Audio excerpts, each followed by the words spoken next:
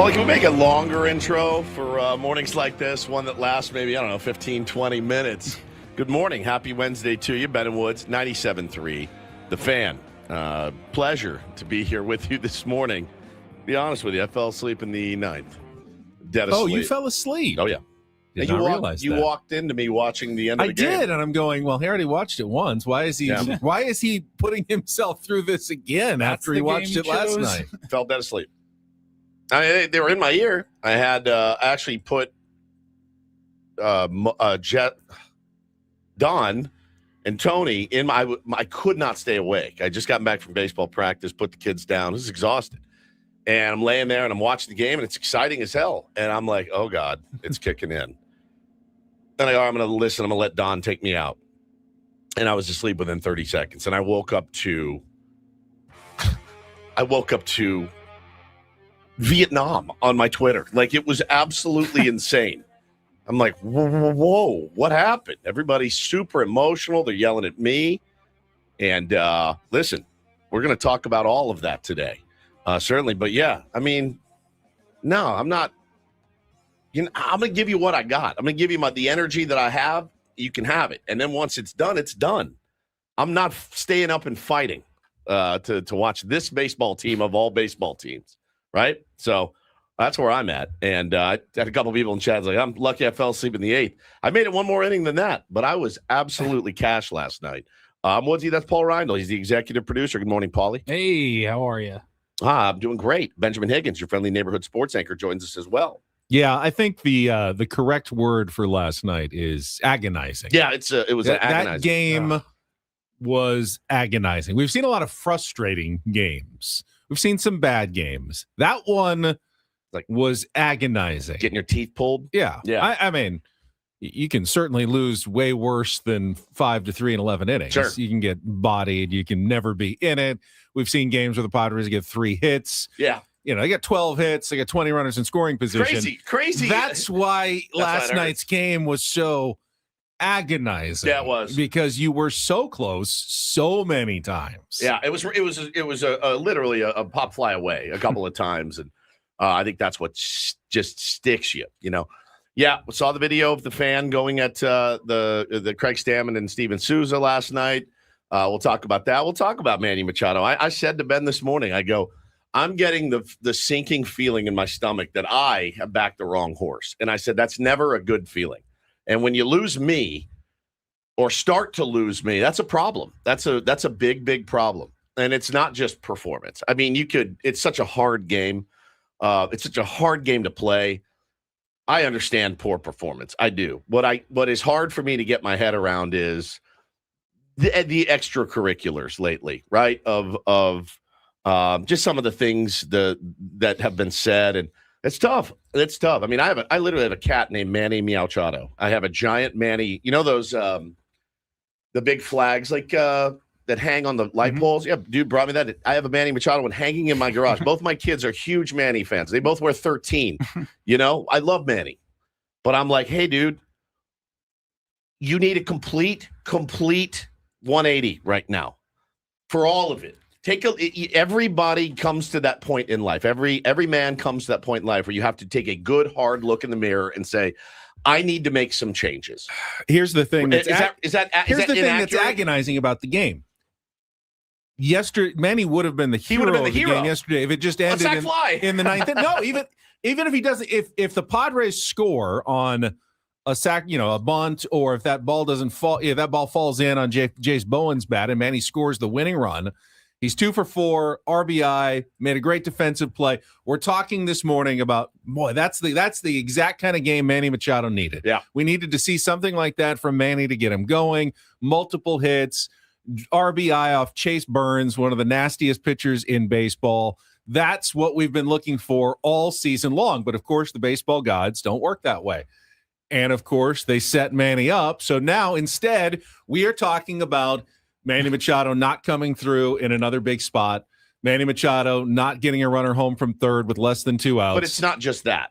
It's what's happened in the last week or two, right? The analytics stuff, all of that. It leaves a sour taste in your mouth. He's frustrated, and he needed something good to happen it happened for, 3-4 8 innings, and then something even worse happened in the extra innings that is just piling on to what has been a dismal season for Manny Machado. Well, speaking of piling on,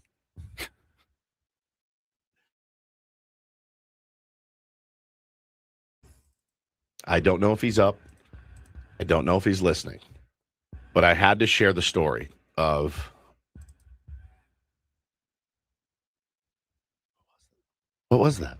I don't know. Keep going. Sounds like a heartbeat. You hear that? I heard it. It's like anyway. Speaking of piling on, had to share the story of our boss Adam's most recent sneaky managerial move that he pulled on yours truly. Do you think he knows he does it, or is it just such a good question? He can't keep getting away with it. It's a good question. Do I think it was calculated? I don't know, because I know where you're going here. I think it is. I've worked with enough managers and management to know that this was calculated. He won't say it. He won't say it. But I think it was. Okay, so a little bit of background here. This is diabolical of him, by the way. So a little bit of background here. Our sales staff is going out to local establishments. You may have even joined us for one of these a time or two. Watch party, right? Ben and Woods come out to your bar, restaurant. They'll hang out. We have drinks with you. We watch the game with you. We give a bunch of stuff away. We were at Park 101. We had a giveaway every 5 minutes. It was awesome. Hooked you guys up with signed baseballs and bats and tickets. So, okay. They're going out trying to sell those appearances. No problem. That is as standard Radio 101 as it gets. Here's what happens. Adam, in January, is like, can you approve these dates? So he gives us like 10 dates. And it's January. You're like, I think I'm tentative for a lot of these, but I think I'm in town for this one. And we all kind of come to the agreement on maybe at the time, maybe 4, right? None of us had planned like a single summer vacation outside of like maybe Hawaii was on the books. But like, we were like, I don't know, man. Like, you're asking our whole summer. Like, there might be a weekend when we're out of town. I don't know. I got 2 kids, maybe another one on the way at some point.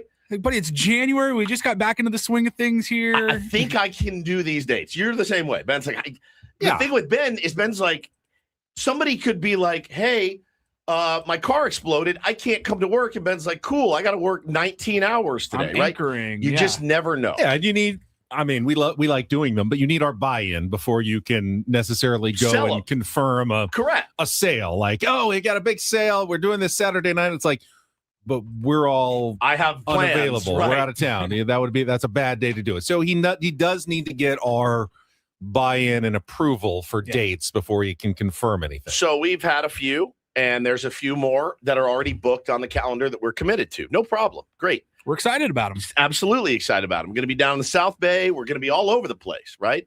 So I said, so he calls me the other day on speakerphone from the general manager's office. Hey, Peter's here too. So his boss, on speaker, our big boss, is listening, and he's in the room. So now he goes, are you available for a watch party on July 3rd? And I go, no. He goes, it's a company holiday, I do realize, but we have a chance to sell it. And I go, and again, both bosses are in there. He's my boss, and the other one is my boss and his boss. And I'm on the spot, and I'm like, well, I mean, if you can sell it, I guess if the guys are in, we'll be there. Now, let me take you back a few weeks before that. He walks in the studio one morning. He goes, hey, are you guys available to do the show the morning of July 3rd? And I go, no. And he goes, well, I go, Adam, we're coming back from Chicago, where we'll be spending an entire week with listeners and hanging out, hosting, glad handing, the whole bit. Oh, we're also going to be doing shows that week. 4 hours. And I said, he goes, okay, Well, I mean, serving your audience is important. So he fully guilted me into saying, yes, I'll work the morning of July 3rd. Yeah, it was something like... It is the Dodgers series. I figured you guys wanted to serve your audience. Right. So he's in the room with Peter, and he goes to me. He goes, look, July 3rd is a company holiday. I go, yeah, but we're working. And he, swear to God, he goes, why would you work on a company holiday? I go, because so I go through the roof. I go, did you hit your head? This is what I say to him. I go, did you hit your head? Do you not remember that heated argument like a week ago? You don't remember coming into the studio and saying, why don't you want to serve your audience against the Dodgers? And I go, we had a full conversation about this. He goes, oh, yeah. He goes, well, I mean, you guys said if we're in it. I go, well, we're still in it right now. I don't have a crystal ball, right? So then again, this is all in front of the big boss. And I'm Steve. I got smoke coming out of my ears. And I go, so wait a minute. He goes, well, you guys are off on Thursday, aren't you? I go, no, we're flying back from a business trip from Chicago. Flying back on a business trip doesn't mean that we are off. We're not on the air, but it is a work day. We are traveling for business. So no, it's not an off day. An off day means I wake up, I have coffee at home with my wife. Yeah. I got my comfies on. I'm just chilling all day. I don't have to do anything. We're getting breakfast with 60 listeners. Yes. We're getting on a tour bus and going to the beef shop. Yes. And then we're taking them to the airport. We're flying 5 hours. Like, that's a long day. It's a full-on work day, longer than my work day. And it is only because of our job that we're doing it, so that makes it a work trip. So I go, well, we're not off. He goes, well, and then the big boss weighs in. He goes, what time do you guys land? And I go, I don't know, like 5:30. He goes, well, what if we could sell the watch party from 6 to 8? And I go, are you kidding me? You're joking me. The big boss asks me. That's insane. I go, so you want us to fly back, get our luggage, and then go down to X and be like, hey, what's up? Like, I go, guys, this feels a little bit like you're forcing this one. A little. And then, so I call Paulie and I go, listen to this. So I'm talking to Paulie, and Paulie goes, I lost my mind. Paulie lost his mind. He goes, wait. So he wants us to do the show in the morning on Friday, which is a company holiday. No one else will be working. A company holiday. The country. No, yes. Nobody July in Odyssey across the country. 4th of July is on Saturday, so the national holiday this year is on Friday July 3rd. Yeah. So I go, Paul, he wants us to do the show, go home, then drive downtown and do an appearance from 5 to 7 or 6 to 8. Paulie goes, so you're telling me he wants us to work a double on a company holiday? And I died laughing. I'm like, that looks like it. I'm like, again, I'm on speakerphone with the big boss. You want to look, we don't have a contract, right? Like and I think he knows that. So he's like, well, let's see how much you guys really want it. You want to work on July 3rd twice? Nobody else will be. And I'm sitting there on the phone and I'm like, I go, look, if you book that event that Thursday night, what if our flight's delayed? What if Ben loses his bag? By the way, we landed at like 6:30. Yeah, we landed at 6:30. That's landing. And then you got to get off the plane. And then you got to get your luggage. Could you guys do 9 to 11? Right. I just go, okay, man, like whatever you need, we'll just do it, dude. Holy cow. All right, couple of things here. First of all, the move of being on speakerphone and so bad, ganging up on you so bad with another superior is certainly, I don't know if that's in the managerial handbook. I've never been a manager. I don't know if they give you 100% is. If they give you a handbook when you're trying to twist the arms of employees to get something that you want. Like, doesn't he need to send a text message first? And maybe, I don't know if he did or not, but like, hey, I'm with Peter. Can we have time to chat? Can we call you? Straight up call me. Oh, by the way, Peter's on the phone. And I'm like, Secondly, why was I not involved in any of this? As though I don't matter in the least bit. I was brought into this far after it was already over. I will tell you why. Because you are more likely to grab your ankles than I am. Yes. That's exactly why. And not more likely. Getting my approval doesn't mean much is what you're saying. No. Sevens in the chat says Ben would do it. Yes, exactly. Third part. And like if Adam was smart, he would have gone to you first. I'm just gonna put myself in the seat of someone who is listening out there, radio person who is on their way to whatever their job is to work, 8-hour day, something they don't love doing. Are we not being asked to go watch a baseball game and eat chicken wings for 2 hours and get paid to do it? It's not the hardest ask in the world, Woods. This is why working with Ben sucks. Murder you. And this is why even if they give me a new contract, I don't know that I'll sign it right now because I can't do this anymore. It's like being in a foxhole with a guy and he's like, "We're over here. Come here. Here he is. He's right here. He's right here." Listen, do I empathize with management sometimes? Maybe I do. Too often. You're a union busting scab is what you are. You leave me in the trenches taking grenades, John. Every time. Ben. Every single time. Well, I know I'm anchoring. We're going to have like 4 hours in between the event and the show. It is different because he is like, I'm already down there. I'm already at work. Like, this is literally no skin off my back. Yeah. And now if you don't want to go, you're costing me money. So it's real. It's been a delicate dance for the last 8 years. I will say the one thing that I don't have experience with, and you do, is really the old travel day as work day. Oh, mama. Because I have not done a ton of travel. I occasionally have done travel days for Channel 10, and sometimes they do need me to then go live and work on top of a full day of flying across the country. It's so rare that it's kind of a fun other new times, thing. Other times it's just, all right, you get there, check in, and you'll start working there the next day. But it always counts as a work day. A travel day when you are on a plane. You're not off. Yeah, right? It's not an off day. It's a travel day is not an off day. You didn't do your normal job. You didn't how about go through your reports. You didn't do anything. You were traveling. That's part of your job. Traveling for work. That is off part days of your job. For our job are Saturdays and Sundays most weeks. Yeah. And for this particular week that we're talking about, we will actually be waking up at like 3 a.m. on Sunday morning to fly for this work trip. That's right. That's true. Like, it's funny, man. Again, Sunday's kind of a work day too that week. I haven't had like the job where you travel often for work, but like, do you travel on like Monday? So that's Monday and Friday.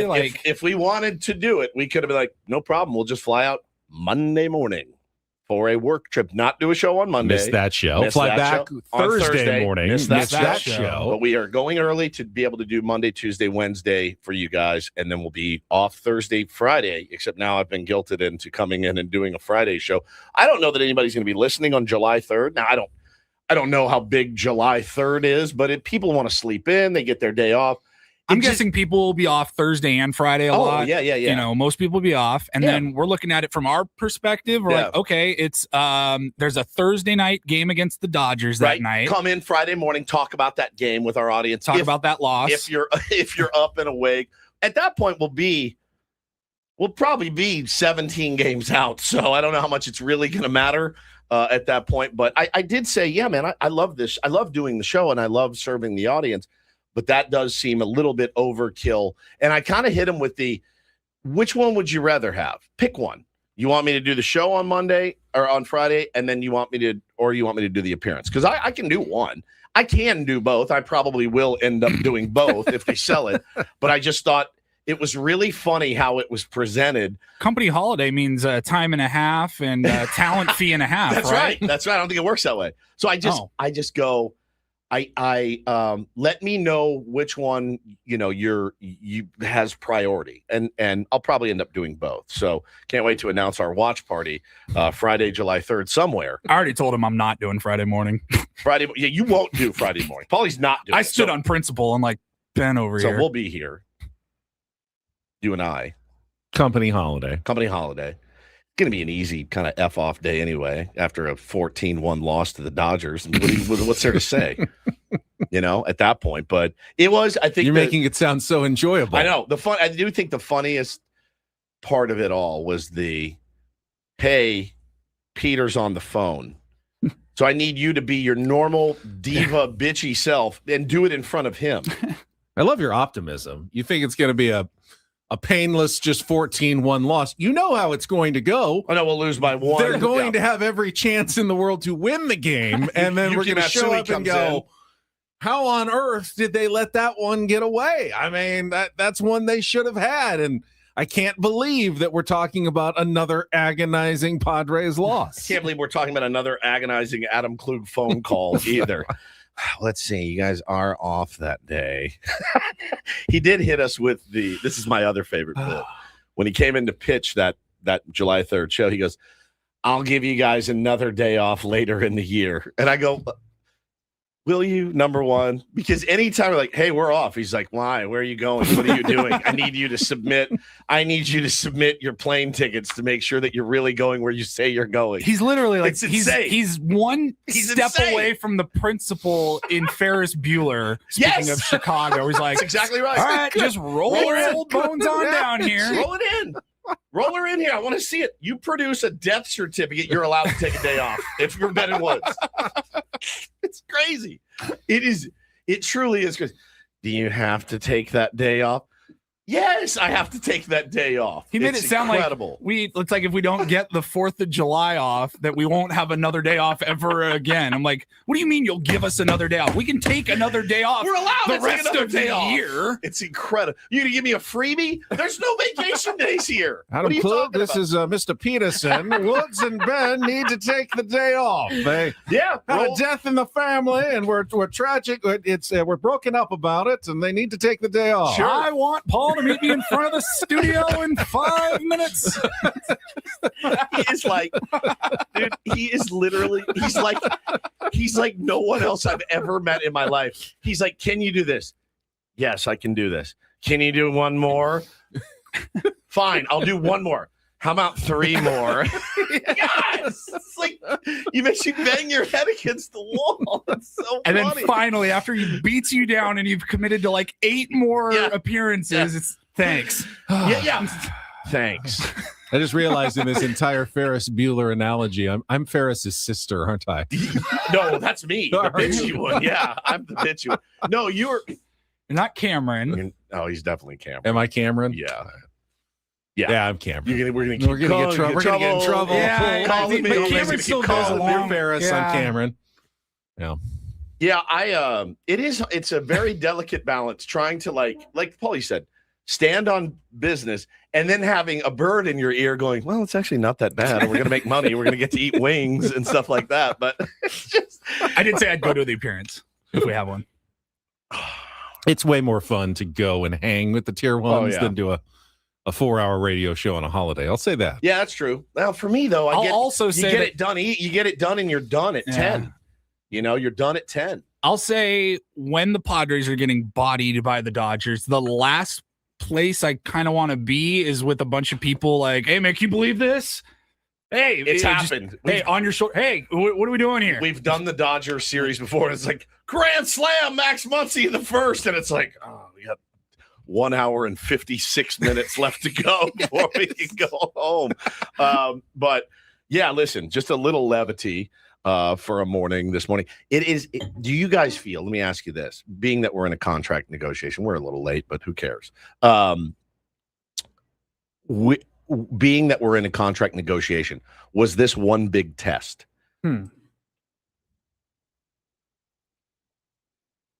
About our willingness to play ball. Correct. I'm sure everything is part of the overall evaluation. I felt it. I did feel it. And so I found myself going, all right, whatever you need. Was that a smart tactic by them then to piss us off? I don't know. They're putting our feet to the fire. Yes, it depends who has all the leverage in the world. That's true. Well, my phone's ringing off the hook. I'll tell you that right now. Fielding offers left and right. So all right, tread lightly. You ready to get on with this? No. This show? Not even You're not really ready to get on with this show. I don't know that anybody is, but We had one of the longer games of the year last night, certainly, with plenty to talk about. We will get to all of it on a Big League Wednesday. Tell you what's coming up, set the menu for the program, all coming up with Ben and Woods after our first time out here. Don't go away, broadcasting live from the Bill House Studios. We know how. It's Ben and Woods on San Diego's #1 sports station, 97.3 The Fan. First, though, San Diego, an incredible place to live. Been here my whole life, but let's be honest, not getting any cheaper. Housing, healthcare, taxes, groceries, it all adds up. And when people start thinking about retirement, one fear rises to the top for all of us. What if my money does not last? That's where Trajan Wealth comes in. TRAJANwealth.com. Trajan Wealth's fiduciary advisors help bring people retirement strategies designed for today's reality, factoring in inflation, market uncertainty, and the real cost of living right here in San Diego. I had one of my colleagues at Channel 10 yesterday ask me, absolutely. I've gone with Trajan, and they have given me some great advice so far. I feel much more confident about my plan going forward. No two retirements look alike. So Trajan Wealth, you get them started with offices in Liberty Station, Carlsbad, or Del Mar. You don't even have to go in. You can just call 855-TRAJAN1. That's 855-TRAJAN1. Or just go online at TRAJANwealth.com. Trajan Wealth. Plan smarter. Dream bigger. Advisory services through Trajan Wealth LLC. Additional services through Trajan Estate and Trajan Tax. Actual client paid advertisement. Additional disclosures at TrajanWealth.com.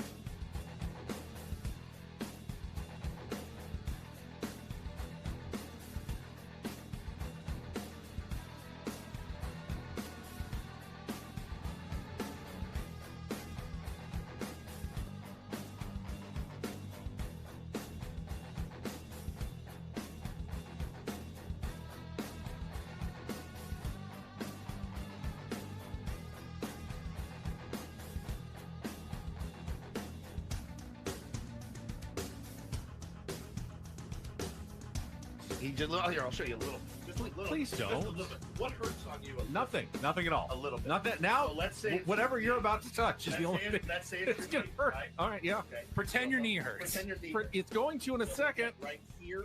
Oh, that is not pleasant. Hey, player, this is all yours. This room with this view. This speakeasy with this cocktail. Hey, could you make that too? The spa with this. Ah. And this pool on this roof. This is all for you. The all-new Hamul Casino Resort, now open.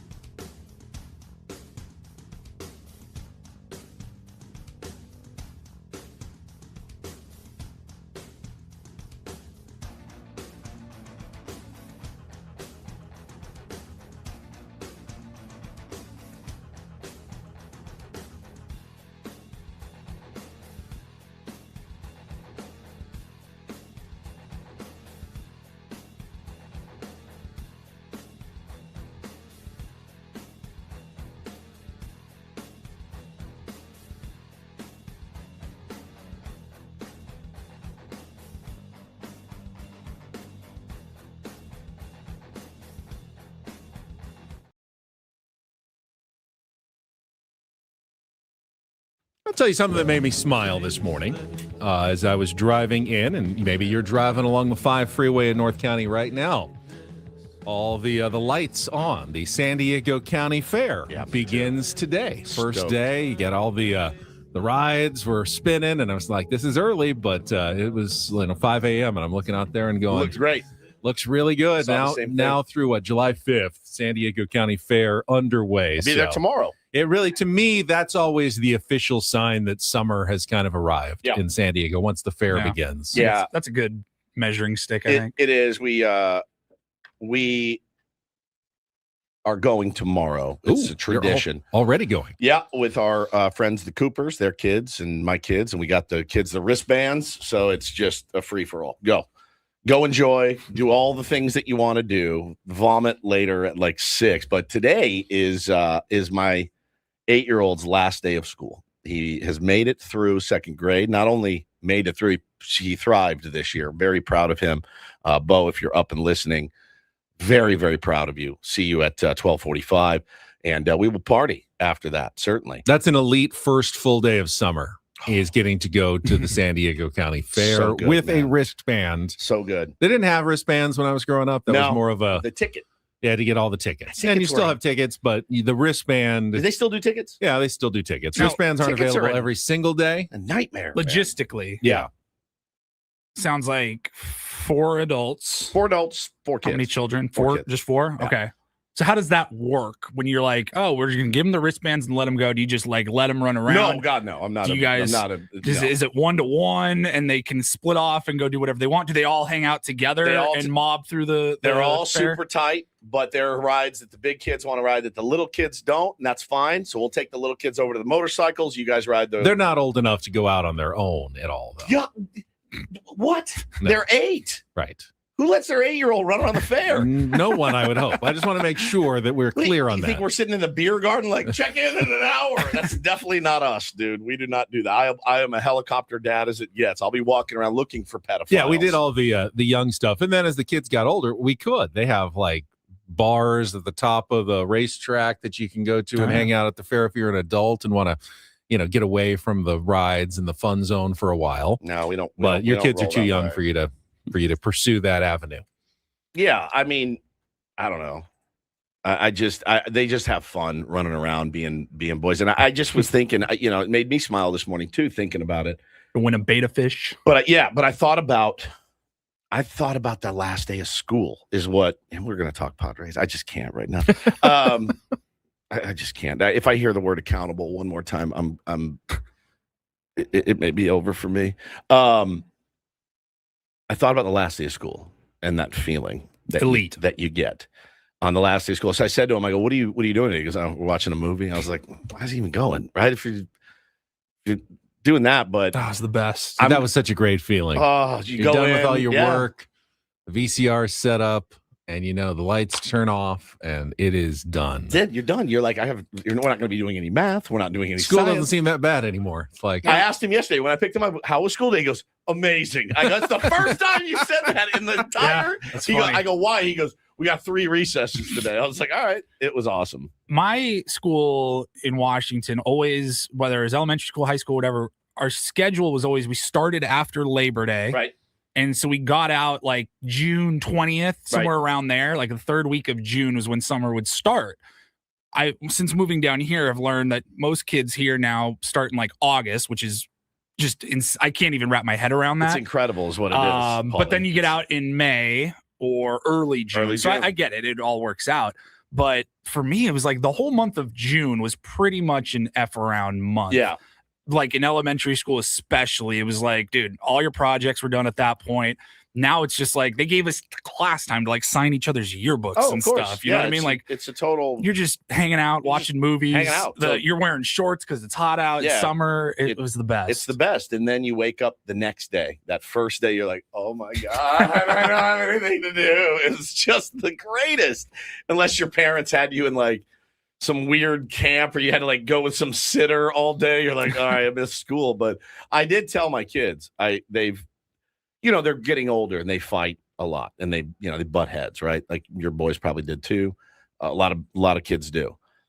I told them the other day, I go, if you can choose the kind of summer you have. I have so many, I have nothing but time. I will literally ruin your life if you guys keep this up. If you guys keep beating each other up, pushing each other down, being disrespectful, it's over for you guys. Have you ever heard of Navy SEAL training? Because I will whittle it down, pare it down for an 8-year-old. But I'm going to get a log in the backyard that you're going to do, walks with. And it's up to you guys. It's literally up to you. So the last few days I've had them outside because they've been terrible. I have a big bucket of wiffle balls. And if they're bad, I kick the bucket over. I tell them to pick up the wiffle balls. They fill it up. I walk up to the bucket, kick it. I go, do it again. I had them out the other day, sobbing, both of them, picking up wiffle balls. It's picking up wiffle balls. It's hardly capital punishment. But they fill the bucket up. And I go, oh, that looks good. Boom, do it again. And Taylor's, I go, I might cry if you did that too. I'm like, this is what your summer's going to be. I'm just telling you. You have turned me into the Joker now. It's over for you guys. So figure it out. It's a game I call again, and we're gonna do it again. Oh, here we go. Do it again. Yeah, it was great. It's great. So it's up to these guys what kind of summer they want to have. They can have the life of leisure and just be good. We don't ask much. Be kind. That's it. Well, speaking of again, we're going to get to some Padres baseball talk here. It's probably going to take us 2 segments at least to wrap up last night's 11-inning agonizing 5-3 loss to the Cincinnati Reds. We'll have our crap up at 7:20. Don't do this. At 7:35, Bret Boone will join us on a Big League Wednesday. All guests appear on our SDCCU fan hotline. It's not Big Bang Banking, it's better. I want to ask Bret, a longtime Major League Baseball veteran, all-star hitting coach, 2-strike approach, to runner at third with less than 2 outs approach. You know, what should be the right way to go about things here in the modern day of baseball? And if the Padres are doing it in the wrong fashion, talk to Bret Boone at 7:35. 8 o'clock hour, we'll play some Take on Woods at 8:20. MLB Reacharound had an unbelievable moment for a rookie making his Major League debut yesterday. Did you already sell any of his cards after one day? Bring it. 9 o'clock hour includes our Reindl Report and more. We got early Padres baseball today at 1:10 with a 12:10 first pitch homestand finale against the Cincinnati Reds. It is all coming up. Ben and Woods is brought to you by David P. Shapiro, criminal defense attorneys, helping good people regain control of their future when charged with a crime since 2010. Visit davidpshapirolaw.com. Padres crap up and a probably a tough discussion about this team coming up after a check of traffic on 97.3 The Fan. From the 855 Get Ross Traffic Center. Injured? Demand justice. Demand Jurowitz. 855GetRoss.com. In San Diego, the 94 westbound, a slow drive getting onto the 805 northbound. The 805 northbound sluggish between the 94 and the 15. I'm Sam Tidrick, Odyssey, San Diego traffic. Brought to you by Hamul Casino Resort Block Party Saturday, June 13th. Kick off summer at Hamul Casino Resort with the Players Block Party, Saturday, June 13th. Score $20 free play, free food, and so much more. Visit HamulCasino.com for all the details. It's a shame if they lose. You got a problem. How did things play out in yesterday's game? Supremely stupid. It's time for the Padres Crap Up with Ben and Woods. Brought to you by Hamul Casino Resort. Hey, player, here's something to cheer you up. The rooftop pool's open, day passes are available, and the spa is calling your name. Hamul Casino Resort, the player's place. We'll give it 16 minutes of salt, and then we'll, get back on the pump and figure it out. This game has got to come to an end. It's here, lined into left center field. That'll get down at a base hit. That'll get McClain home. Merrill plays it on a hop, sends it in. An RBI single for Tyler Stevenson, and the Reds go ahead 1-0. First pitch to Jackson, ripped on a line up the right field side. That is a fair ball. Going to bounce up into the corner. Steer over to get it. Fernando racing around third. He's on his way. He's going to score. Merrill head first into third. An RBI triple and a 1-run game. And Machado reaches for it, lines it up the middle into center and a base hit. Merrill will come in to score to tie the game. Manny Machado RBI single, and it's 2-2 here in the third. The other way today. Suarez lines this one fair beyond the dive of Machado up the left field line all the way into the corner. Steer will score easily, and Eugenio Suarez, first hit of this series, a go-ahead RBI double here in the 10th inning. The Reds are back ahead 3-2. Taylor swings, hits it up the middle into center. That's a base hit. Sheets is rounding third on his way. Myers' throw to the plate is on its way. It's cut. The game is tied. Samad Taylor, and it's 3-3. Swung on, sent in the air to center field, straight away and deep. Merrill's going back, still going back at the wall, looking up, and it's gonna go. Sal Stewart, a 2-run home run here in the 11th inning, has put the Reds ahead by 2. 5-3 Cincinnati. His team leading 13th of the season. 1-1. Maxwell deals. Jackson swings, sends it in the air to shallow center field. Myers coming in. He's there. He makes the catch, and the ball game is over. Clunky one here tonight between the Padres and Reds. And in 11 innings, Cincinnati wins it 5-3 as Zach Maxwell collects his first major league save, and Sal Stewart's 2-run homer in the top of the 11th is the difference on a long night here tonight. How disappointing is this one in that it felt like you had multiple opportunities where you could have won? Yeah, multiple opportunities where we could have won, definitely, for sure, and we didn't get the job done. They're sitting in the other dugout trying to get us out in that same situation and hoping and praying that they can get it out. And tonight they executed and we didn't.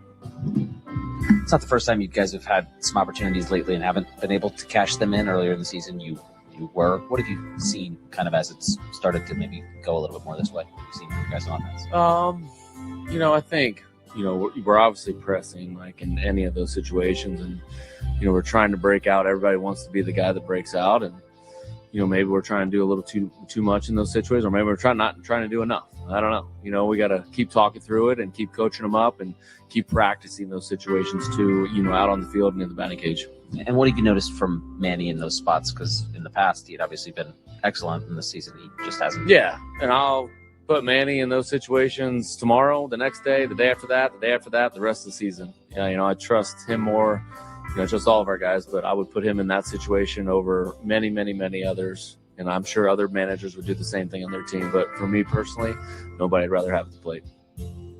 I can think of a few right now as it's currently going. Like today? Like in today's game, there's others that I would rather have at the plate right now. But, it's that opportunity there last night is the reason you pay an exorbitant amount of money for that guy. Ray in the chat says, was that a threat? It sounds like it. And I got mad at Ben. Before the show because he said, yeah, I feel like we were lucky to be in it. You're right. I mean, there's no question. When I saw the lineup, my first response was, thank God I've got baseball practice you had tonight. To chuckle. You had that Xander Bogaerts goes on paternity leave. Congratulations, by the way.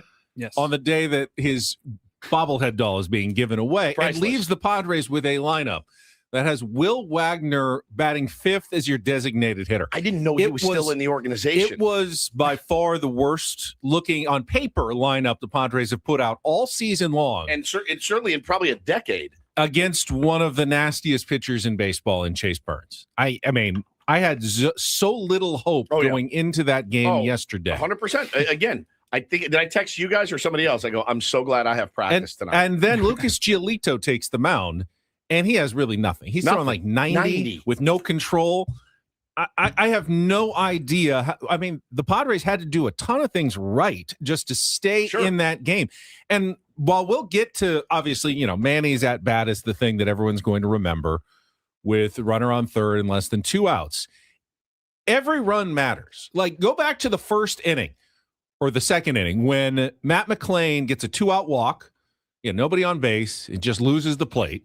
And then no one pays attention to him, and he basically walks over to second base into scoring position so Tyler Stevenson can bloop an RBI single in. Yeah. That run right there cost you the game. And that was one that you did not have to give up. That was bad baseball right there in the second inning. How about the top of the third inning when, once again, Lucas Giolito loses the plate, walks 2 guys to load the bases, has a chance to get out of it, and cannot make a simple play coming back to the mound, tries to hurry it, whatever he did, didn't reach down all the way, cost him a run. Yeah, he battled back, got out of the inning with only 1 run allowed. Good for him. But that is also a run that cost you the game because of the way it ended up playing out. That's bad baseball. It's a lot of good baseball. The top of the order. 8 hits from your top 3 guys. Fernando, his first 4-hit game of the season. The bottom of the third against Chase Burns. Tatis roping a single. Merrill ripping a triple. Manny coming through with the runner on third with an RBI single to tie the game. Yeah. One of the best things we've seen in a long time from this San Diego Padres team. That was undoubtedly good. Also very good was the work of the bullpen all the way from the 5th inning through the 9th inning. In some tough situations, getting in some jams. David Morgan was effing 1 2/3 innings, 4 strikeouts for David Morgan. Was terrific. Adrian Morejon stranded 2 runners there at the end of the inning with a huge strikeout there in the top of the 6th. But the Padres continued to get chances. Bottom of the 5th, Tatis doubles, stranded at third after the 1-out double. Bottom of the 6th, Padres load the bases on a Will Wagner walk. A Samad Taylor double, an intentional walk to Miguel Andujar, the pinch hitter who had maybe the easiest day in history. Yeah. He pinch hits, gets intentionally walked, and then they pinch run for him. Yep. Maybe the easiest work day in baseball history. Freddie Fermin, who had been your hottest hitter, comes up against Brock Burke. I didn't hate Fermin's at bat. He went the other way, hit it hard to the side of the infield. There's only one guy over there. It went right to the first baseman, and he gets the home to first double play that ends the inning. That's frustrating. It's not necessarily a bad swing by Fermin.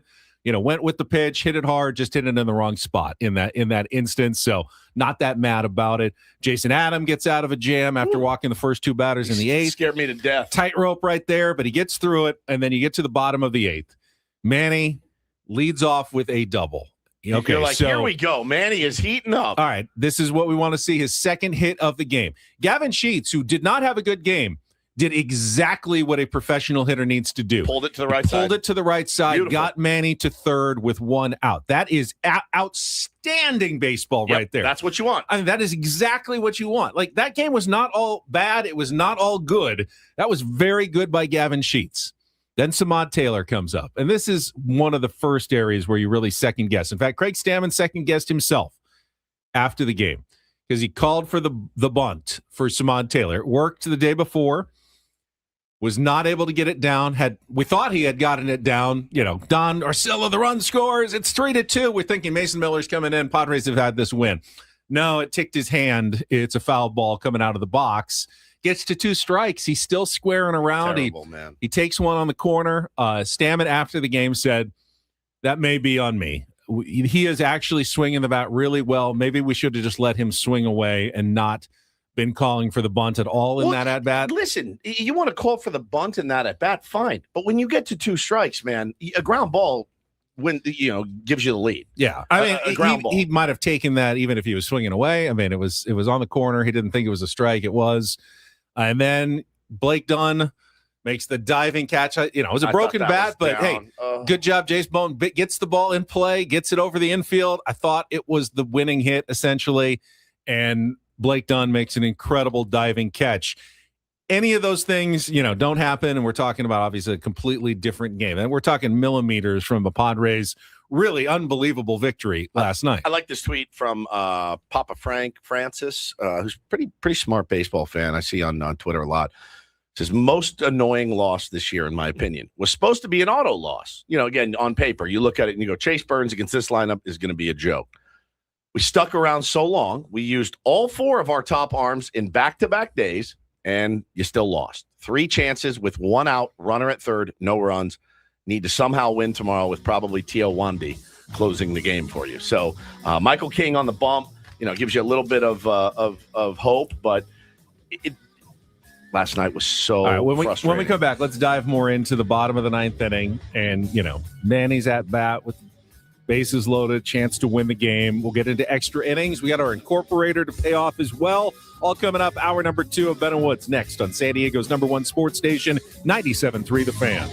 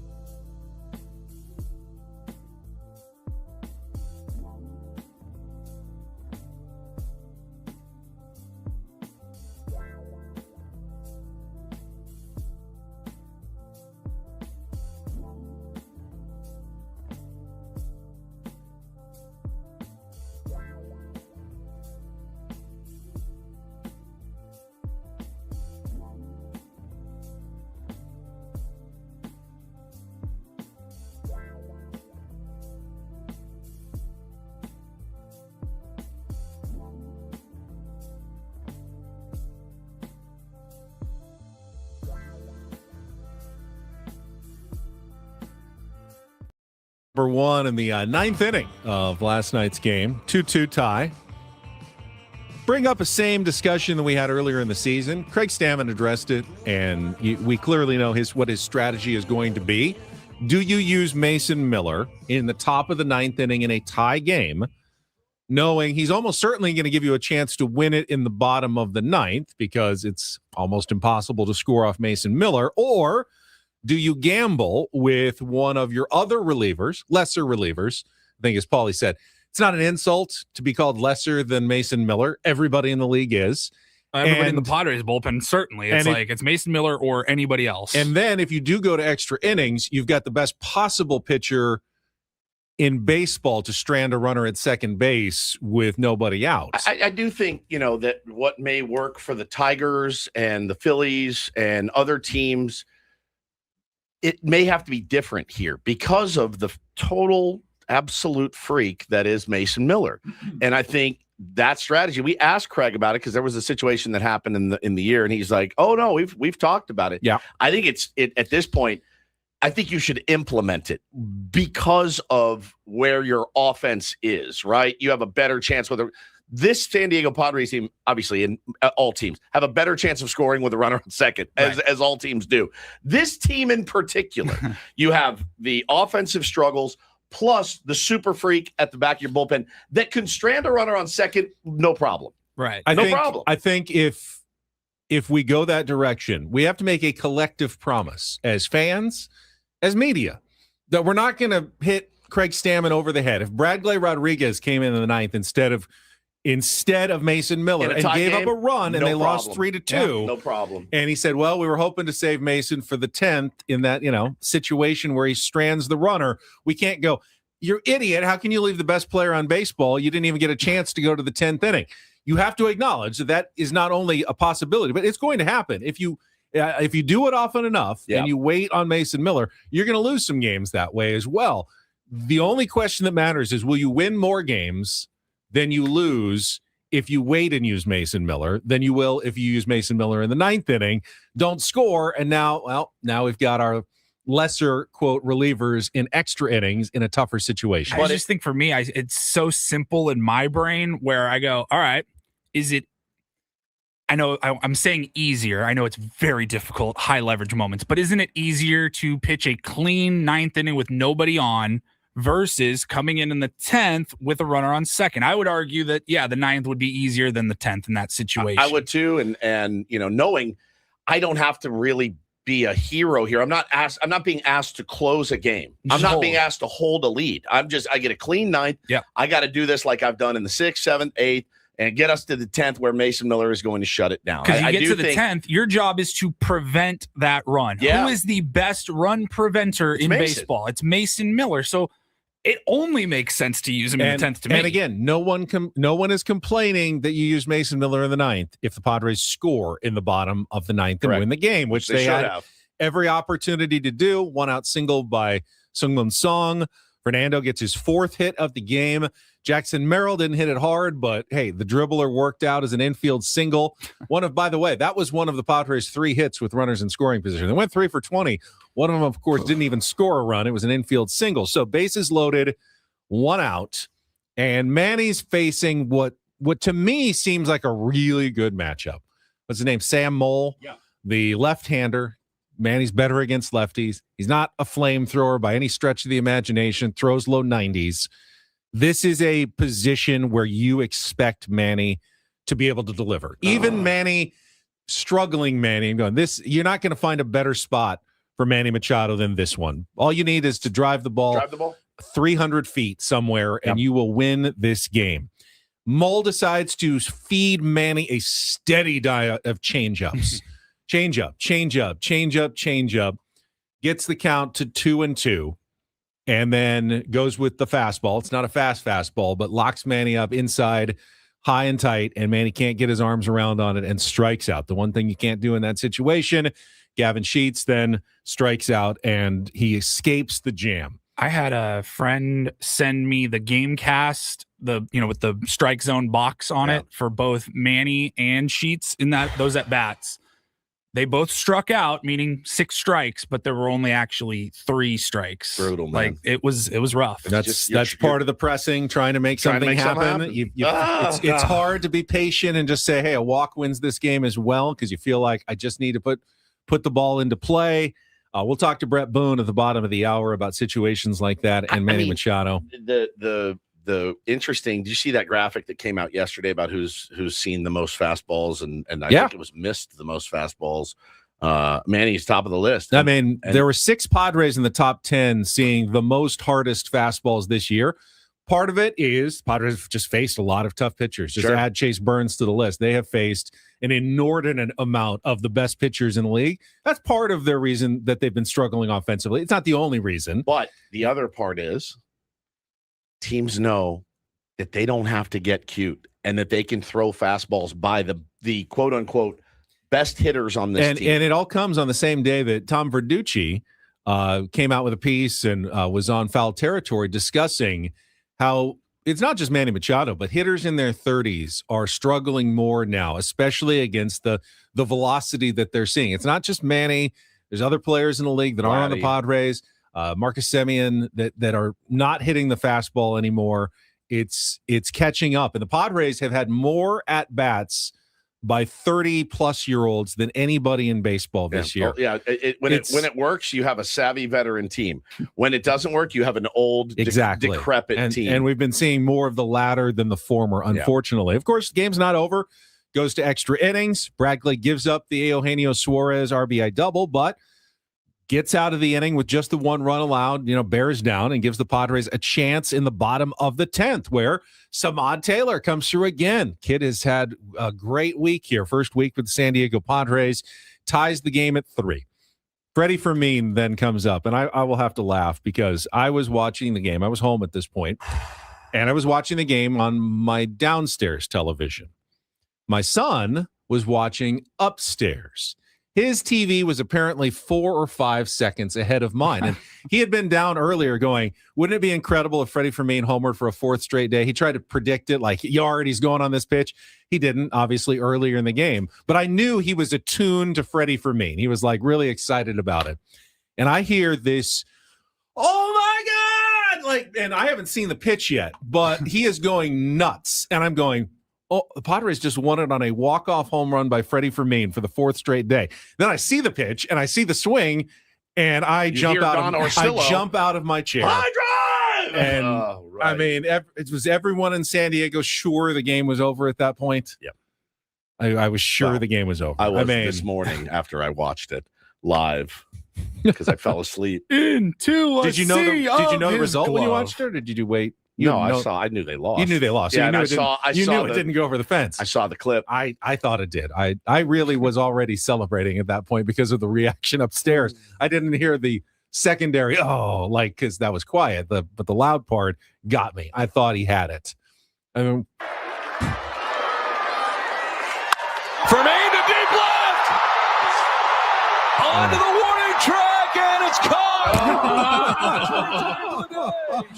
Just got edged. No kidding. Great dude. Don Orsillo. So on we go to the top of the 11th inning. Yuki Matsui into the game.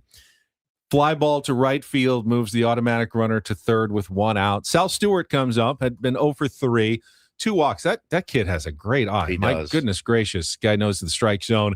He has had more challenges than any other player in baseball. 28 of them, I think. He's like 27 or something. He's gotten most of them right.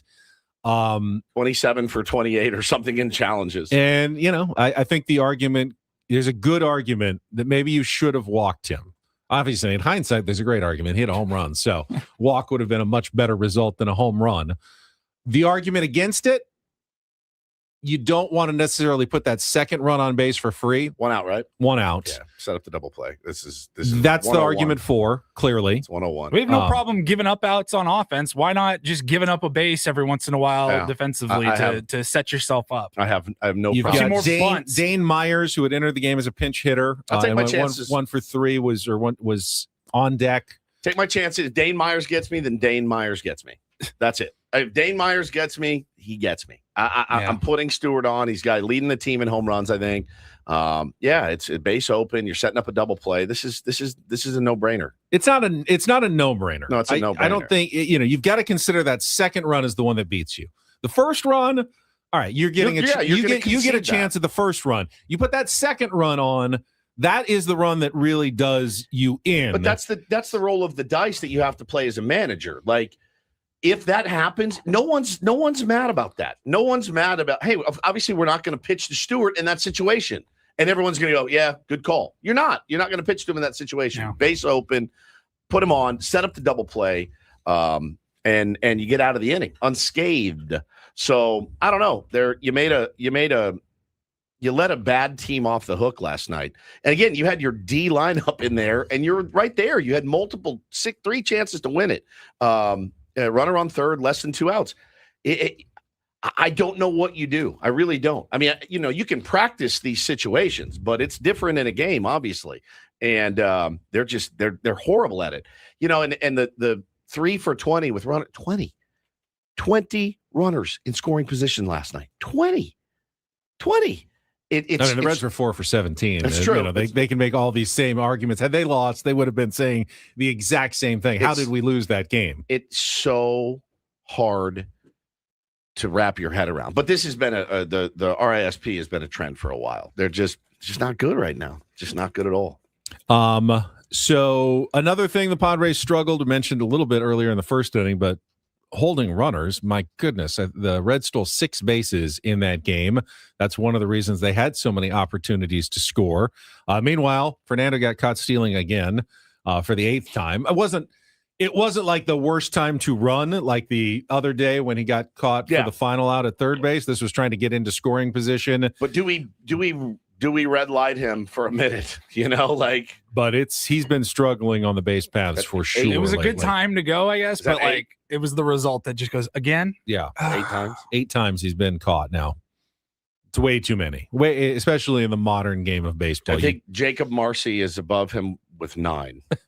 That's it. There's your leaders. Jesus. Former Padre Jacob Marcy and current Padre Fernando Tatis Jr. The guy, when he gets on base, he wants to make something happen. But I do think, hey man, and that in that case, 2 outs, like go, just have try to get it. You didn't, fine. But there's been many egregious. You guys are going to get thrown out. Ricky Henderson got thrown out. I don't care about guys getting thrown out. It's compounding with him, and it's happening 3-4 times a series, and that's not good for a struggling offense. And I get, once out of 10, they may throw the ball into center field and you're standing on third base. But these guys are pretty good too. And they work really hard to make sure that you're not swiping back. So after 8 times, you got to, hey man, going to need you to go a little station to station for a minute, for a minute, and we can open it back up here down the road when our offense gets clicking a little bit, but running into outs 3-4 times a series it's not a good recipe. While all this was going on, Jesse Agler was also tasked with incorporating his K word into the game last night. And Paulie, he needed that whole game. It was a long game, and he needed almost the entire game to get the word in. Let's go back to yesterday and Jesse's appearance and set up the incorporator. It is time for the incorporator. We're getting near the halfway point of the alphabet. We are on to the letter K this week for tonight's incorporator. And Paulie, if you would. Katzenjammer. It's a German loan word that is most commonly used to describe a bad hangover. Oh, real Katzenjammer. So Katzenjammer. I feel like I have one. Katzenjammer. Right now. Yeah, I know how you're feeling. So Jesse Agler, we got to like the 7th or 8th inning yesterday, and I realized, haven't gotten a text from Jesse. Not feeling too confident, and I definitely don't want to bug him right now during this game. He texted me and he goes, bottom of the 9. Bottom of the 9th. And I walk go, off. Well, not really, but no. I was like, I don't think we've ever had any this late in the game. So here we go. Bottom of the 9th, just the start of the 9th inning yesterday. Bottom of the 9th inning, Padres and Reds tied at 2. And Freddie Fermin, who has homered each of the last 3 games, is going to lead off against Tony Santillan. Santillan came on to get the final 2 outs last inning, stranded 2 runners, thanks in part to a great catch out in right field by Blake Duck. Fermin tonight 0 for 3, grounded into a big double play his last time up. Facing Santillan for the first time in his career. Squares to bunt, pulls back, takes outside, ball 1. It has been a tough month plus for Terry Francona. He has woken up many mornings thanks to his bullpen with a Katzenjammer. But so far tonight, this Red bullpen has done their job. Fermin trying to ruin their night. Perfect. Well done, Jesse Agler. Very well done. He's woken up many mornings thanks to his bullpen with a Katzenjammer. But well done. Yeah, he's crushed it. Fantastic. What is that noise? I don't know. You hear it? Issues. I do not hear it at all. But I hear it. Lord. Sounds like it's that wind. That. Well, now you're just blowing into the microphone, so I can't hear it. Didn't they say it was Ben's microphone last time? Yeah, it was, wasn't it? Yeah. Great. What'd you do? What'd you do? What'd I do to it? What'd you do to it? Let's take a time out. I'll see if I can tighten some cords or something, and we can come back with Don't Do This. Actually, I have a couple of Do This stories from yesterday, including yet another young Major League Baseball star giving of his own time. We saw it last week with Jacob Mizorowski. We'll tell you the latest, who has gotten some attention for working with the kids. Coming up next with Bennett Woods, broadcasting live from the Bill House Studios. We Know How on San Diego's #1 sports station, 97.3 The Fan. First, gang, listen, wanted to tell you this month of June, celebrating dads and grads exclusively at Manny Sedano Ford. Now, Bo is graduating second grade today. I don't know that he's in the market for his dream car or truck yet. But soon, right? A few years halfway away. to 16. He's halfway to 16. That's right. And I know we'll head on down to Manny Sedano Ford in La Mesa, just 15 minutes from wherever you are. This June, the offers just dropped. They're big. Sedano Ford unleashing Ford employee pricing for everyone. You walk in, you pay exactly what the factory employees pay, which is pretty slick. You can score the 2026 Ford Maverick XL for just $297 a month plus tax. If you need something rugged for the graduate, grab a 2026 Bronco Sport Big Ben for just $306 a month plus tax for 36 months. Or Father's Day coming up, put dad in the king of the road. I would take one in a heartbeat. I love these. The 2026 F-150 STX, just $343 a month plus tax. Obviously backed by an incredible staff there at Sedano Ford. I've sent my family members in there to buy trucks. They are proud and local and veteran owned. Support local. Let them know Woodsy sent you down there. For more details on these offers, check out SedanoFord.com. It's SedanoFord.com.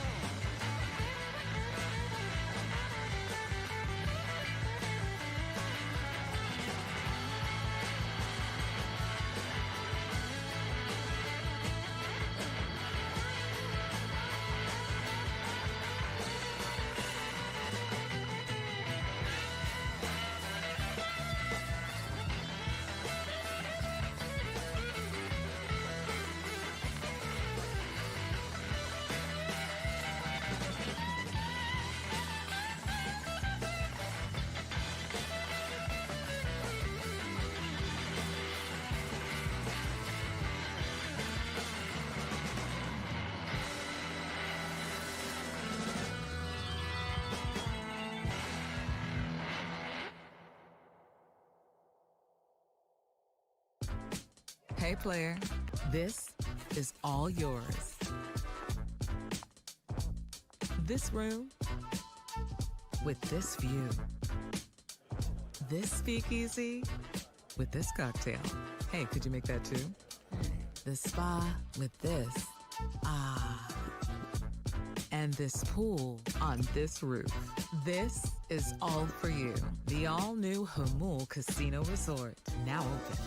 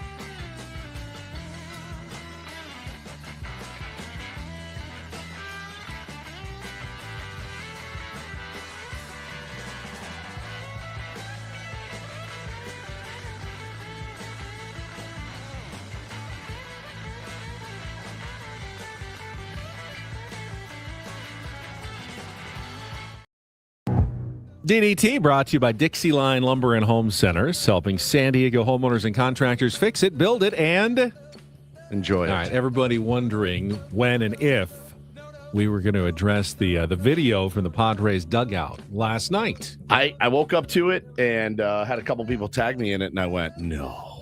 And it looks like a fan, and I don't know what, I think it was when the game was over. And a fan came down to right behind the dugout and was jawing at the team. And you saw Stammen, Souza, and then if you scroll down, there was all I saw was like a real quick video, and then a still shot of guys looking up, like, what did this guy just say? And they're going at it, and they're barking at each other. Now, I don't know the identity of this fan. There is somebody claiming to be this person. And I reached out and said, "Are you trolling? Are you trolling, or was this really you? You know what happened? What was said?" I drove in this morning thinking about it too, because I can vividly recall saying on this show many times, dude, like if you throw stuff at now, I'm not saying they did, but if you throw stuff at players and a player comes in, screams at you, I don't know. I tried to think who's in the wrong here, and I thought. Certainly the Padres didn't do anything wrong. If you're Souza and you're Stammen and some guy's barking, you can't engage, right? Like you. And we don't know Stammen all that well, but right. We know him, I think, well enough to know that whatever it was. I don't think, hey, you guys suck. I don't think that. Yeah, he's not rabbit-eared. That doesn't get the attention of the whole. They all just like, what? I mean, we have no idea what was said. I have no idea. None. But the way that a lot of the guys were looking up there, to me, it sounds like the fan probably said something and crossed the line. And it's okay for players and coaches to let a fan know, you've crossed the line. Don't let that happen again. Conversely, such a short clip. Yeah. Can we get John Boy to read Stammen's lips?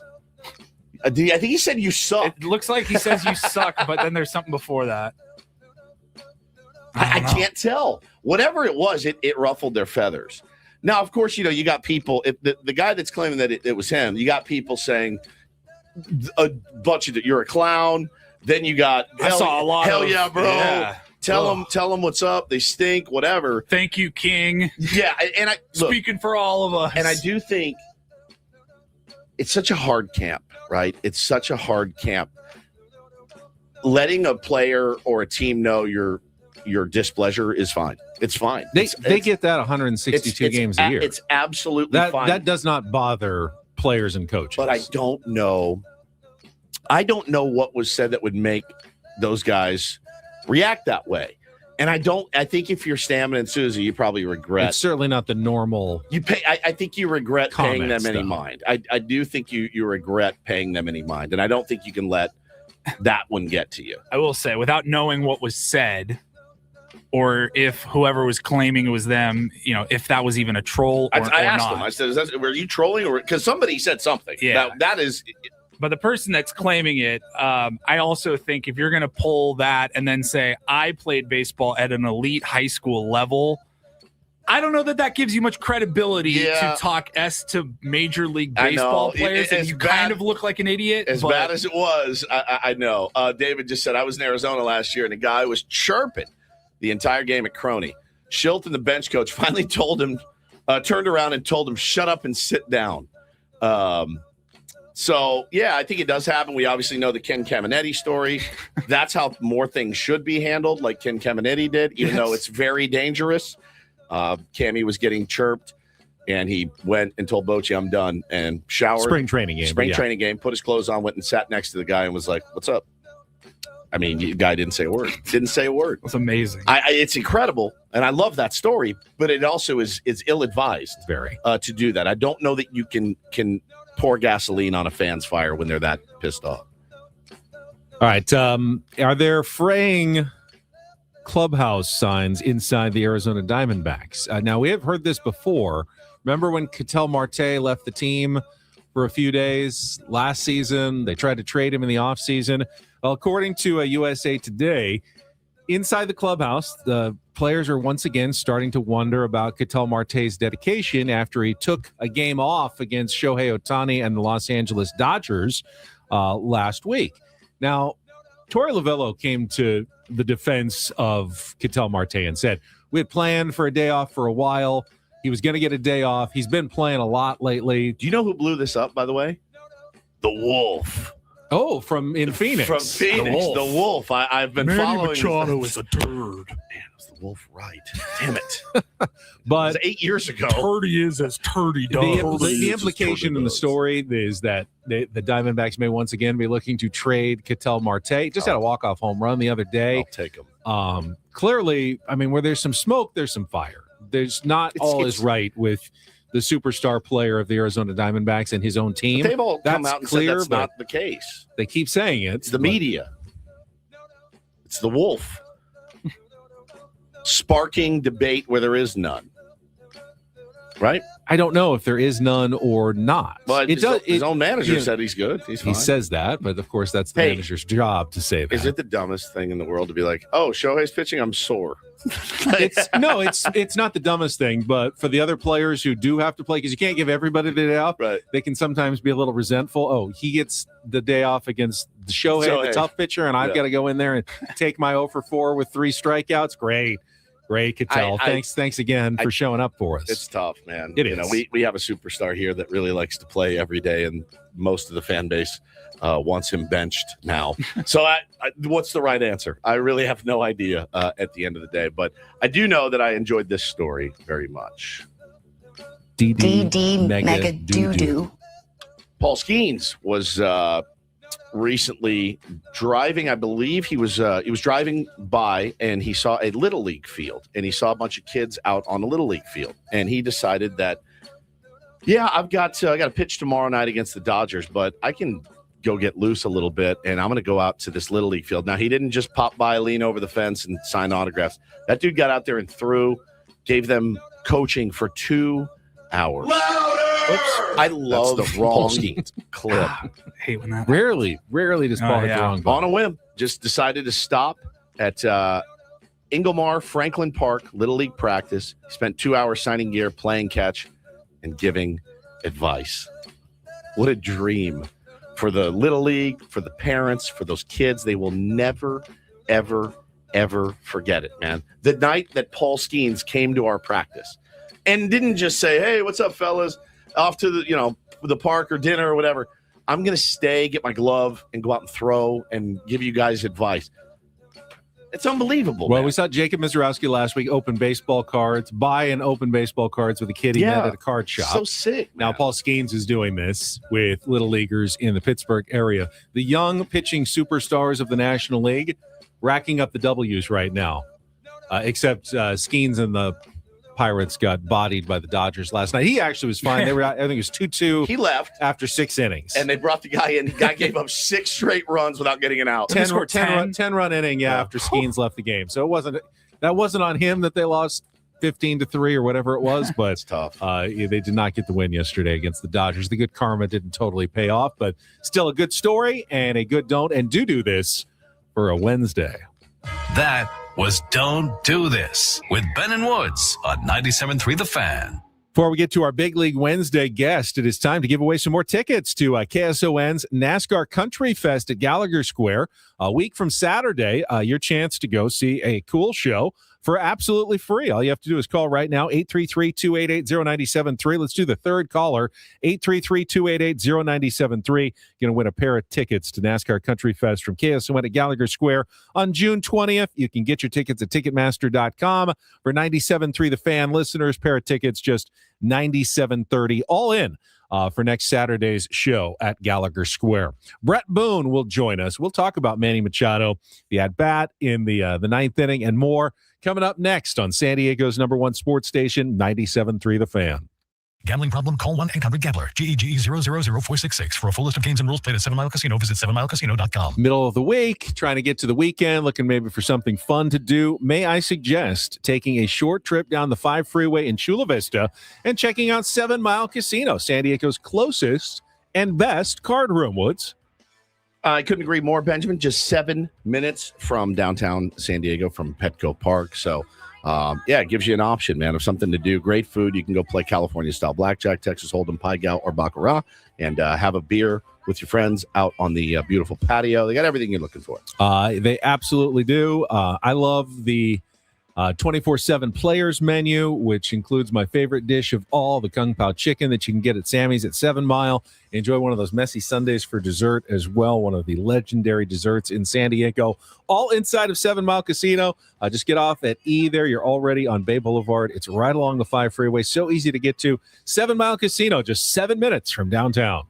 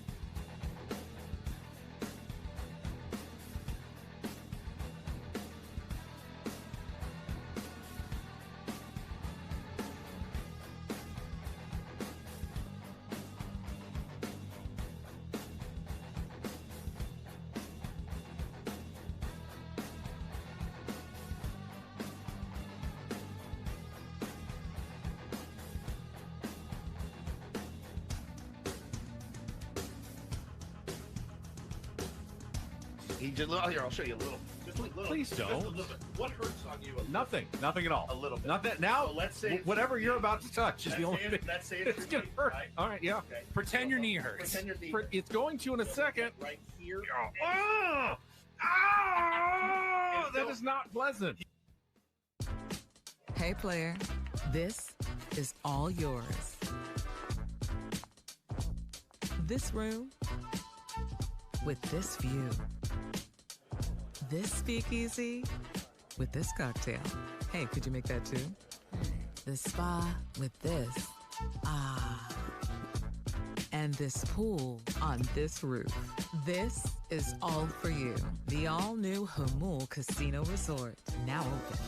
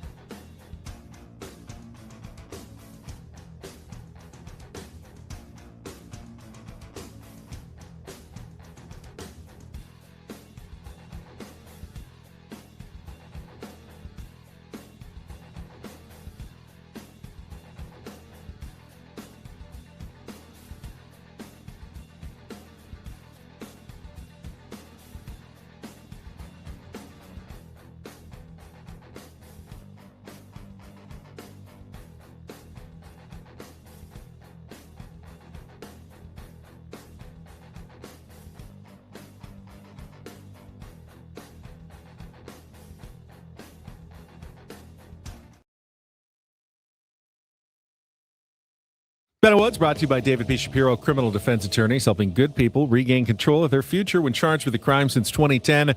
Visit davidpshapirolaw.com. We spent many of our Big League Wednesdays chatting with Bret Boone about Fernando Tatis Jr.'s struggles. Yeah. We can leave Fernando out after his 4-hit day yesterday, but we're going to talk a little bit about Manny Machado's struggles with Bret. We're joined by Odyssey MLB insider Bret Boone. Bret, the host of the Bret Boone podcast, featuring the most notable names in MLB and around sports every week. Insider calls are presented by Grainger for the ones who get it done. Grainger offers the professional-grade products you need delivered when and where you need them. Call, click Grainger.com, or just stop by. And speaking of notable names, Bret, I saw you chatting with one Albert Bell on the podcast this week. Damn. Man. What's your relationship with Albert Bell like? Because he was notoriously terrifying and prickly as a player. Man. When you just see me, don't you think, oh, yeah, him and Albert are best friends? Yeah, totally. No, Albert was a guy, I don't know how to answer your question. It's kind of, you wake up one day, how are me and him, buddy? And we talk all the time. I mean, he's constantly texting me about just something, anything baseball. He's up to date. By the way, if people don't know, Albert's one of the smartest players I've ever played against. He's like a genius level. He does that. He knocks out the crossword, the USA Today crossword in like 10 minutes. He was an Eagle Scout as a kid. I mean, he's a real intellect, and he's smart, and he gives me smart takes, but he's still Albert, and he has his opinions. And I had him on, and I just kind of let him go. Okay, go ahead, Albert. He'll break it down for you. But he could flat out hit, man. He could flat out hit. People don't remember. I try to tell people. I mean, do you realize this guy was arguably the best offensive player in the world for the 90s. I mean, yeah.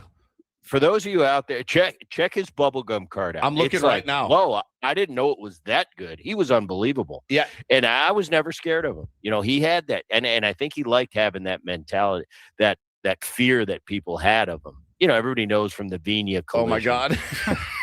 But everybody, you know, he kind of liked having that edge over you. Like everybody was a little scared. I was never scared of him. I just kind of looked at him and just had a level of respect. I didn't know him from Adam. You know, he'd come to second base and he might say hi, he might not.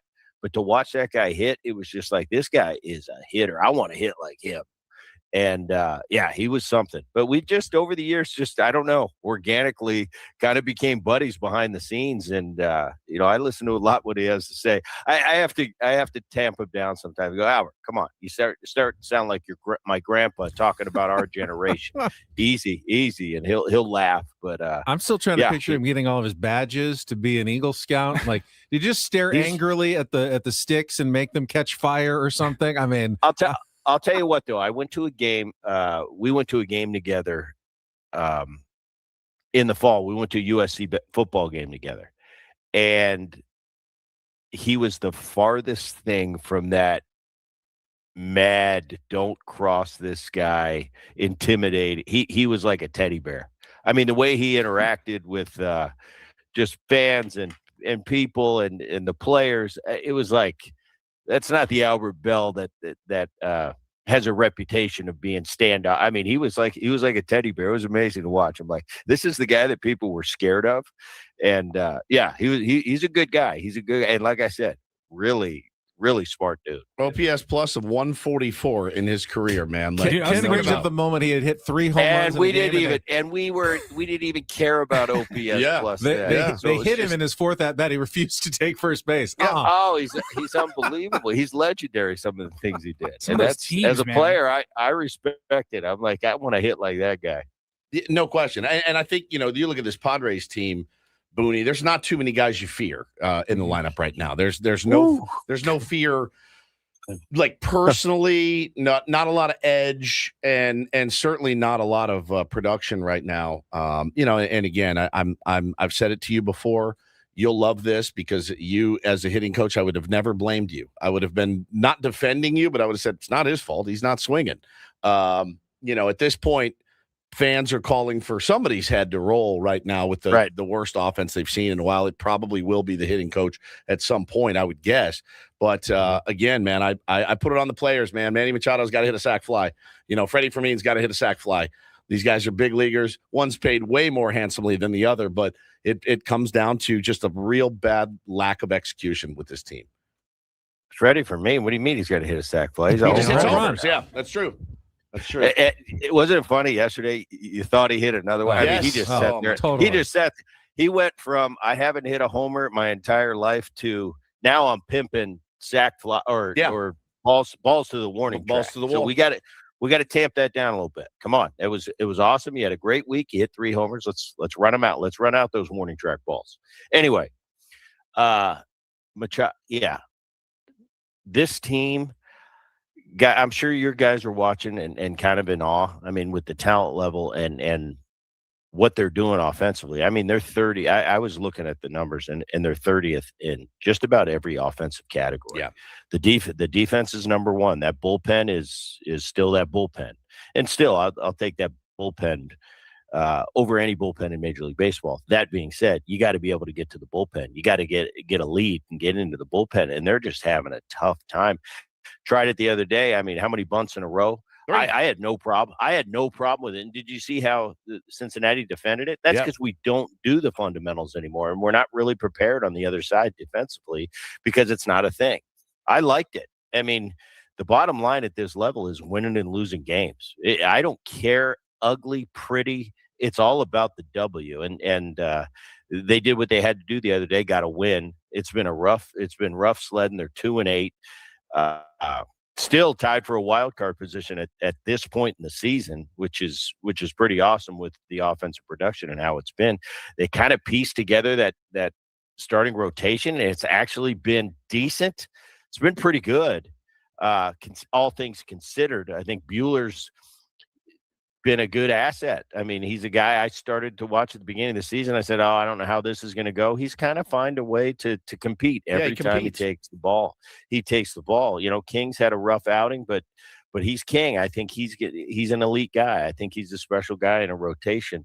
Giolito, I told you last week, I think the jury's still out for me on Giolito, but we'll see. But it's not that right now, and it's obvious. You mentioned Tatis getting the 4 hits last night, and this isn't a jab, but it's like it was the most inconsequential 4 hits from a superstar I've ever seen. I mean, I feel for the guy. I mean, the years he's had a great career to this point. I'm watching him, and I don't even know what to say about it. I'm watching it. It's like, all right, good chance you're going to hit a single here at some point. I just don't. He missed the. I've never seen it. Single. He turned he turned an absolute hanger cookie into a single, and that's a ball he probably hits 400. But I'll tell you what, I'll take hits. Believe me, hits are good. Hits are good. But at this point, it's like I need a little more production out of my star player. When you get to Machado, I don't know. Is it an age thing? Manny's had a hell of a career, borderline, and people would argue Hall of Fame career. He's got a lot of miles on his legs. I don't know. Is it catching up to him a little bit? Power's there. He's got 10 or 11 homers. But for Manny Machado to be hitting sub 180 at this point in the season, that's just something's a little bit off there. Go down the line with every guy. We were expecting a lot from Merrill at this point to be hitting 200. And I don't mean to come down hard. I've been there. I've been in their seats. I've been when it's just not clicking. I don't know what to do. And it just so happens all the guys that they're counting on in that Padres team, they're going through it at the same time. And to see some of the names last night, I'm watching the game and I'm going, who are these guys? Yeah. You got a bunch of guys running around. I'm going, where did he come from? Booney, so go ahead. What's I'm sure you saw the Machado comments about analytics the other day, last Friday, and they've gotten a lot of national pub. How prevalent is that attitude amongst big leaguers? And I know, you had to change your thoughts and things when you took the Texas Rangers job, because I know you weren't just hey, let's see the ball and hit the ball, and you became the guy handing him that information. You became the guy feeding him that information. But how prevalent are those players that are like, dude, don't tell me about any of this, I just want to go out and hit? Is that pretty prevalent still? No. Okay. It's more the reverse. They've been brought up in a generation of give me what's his vert? Yeah, right. I don't care what his vert is. It's called a good slider, but I don't blame the players. They come up in that. It's a culture. It started with 14U baseball, and they're just hand delivered. Everybody's going to a showcase as a kid. Nobody's going to a place to learn how to win and learn how to get your butt kicked and come back from that. It's all about showcasing my skills. And when you get into professional baseball, not necessarily the minor leagues because it's about development, but when you get to the big leagues, I don't care about all that. It's about winning games. And we've talked about this a lot. It's about competing at 7 o'clock. It's not about how much vert he's got. It's not about how he's got ride at the top of the zone. That's a good heater, and he likes to pitch up. So if you're not a guy that handles the ball up, we're going to ignore that today and see if he can put 2, they call it now the top rail. If he can put 3 strikes right at the top rail, I don't think too many people can do that on a consistent basis. So let's find out who we're playing tonight, how he attacks us, what I've done against him, what he's done against me, what success have I had against this team, how have they gotten me out, and come up with a game plan tonight, how we're going to approach them. I don't care about what he does 0-2 84% of the time after the 4th inning. That's irrelevant. What did I do before the 4th inning to make it predictable how he's going to pitch me individually? Because if I take an 0-2 slider and hit it in the seats, I don't care what the percentages say the next time I come around about he's going to throw me that 0-2 slide. He's probably not going to. Yeah. And I need to know that individually. So I think we've gotten a little bit away from it. You still have the players out there, especially the veteran players. They learn that, okay, I can't just take all this data. Believe me, the data is great and I love it. But too much data mass in the masses' hands can be a detriment in the long run. So I think you have to find your niche individually, use everything that you have available. I'm very envious of the technology and the amount of information these players have, but you need to take it all in and know what works for you individually. And once again, the most important thing is knowing what swing I have tonight. Is it my A swing, my B swing, my C swing? Because I got to compete at 7 o'clock, and that's what it's about at the big league level. Not swing, not technique, not my mechanics. It's about competing at 7 o'clock and finding a way to win a ball game. There's one thing I really wanted to ask you, and if we go a little long, it's okay because I'm curious about this. Manny came up in the 9th inning last night, runner on third, less than 2 outs. Right. In that situation, in your career, and that's all you need to win the game. You need to get that runner home. So a fly ball does it, a well-placed grounder does it. What's that chess match like, knowing the pitcher doesn't need to just get me out? He needs to get me out in a very specific way. And how do you then counter what he's trying to do to get a ball at least 300 feet into the outfield or not hit into a double play? What's that like between pitcher and hitter in that specific situation? Well, I think when you're young, you come up, and that's a big situation. In my day, that was a situation. I could live with an 0 for 4, but if I left that runner on third in less than 2 and didn't get that run home, that would haunt me at night. Yeah. And as a young player, I tended to go up in those situations and, the pressure's on. It's a big situation for me. I learned as I got older to breathe and say, wait a minute. I come up with the bases loaded.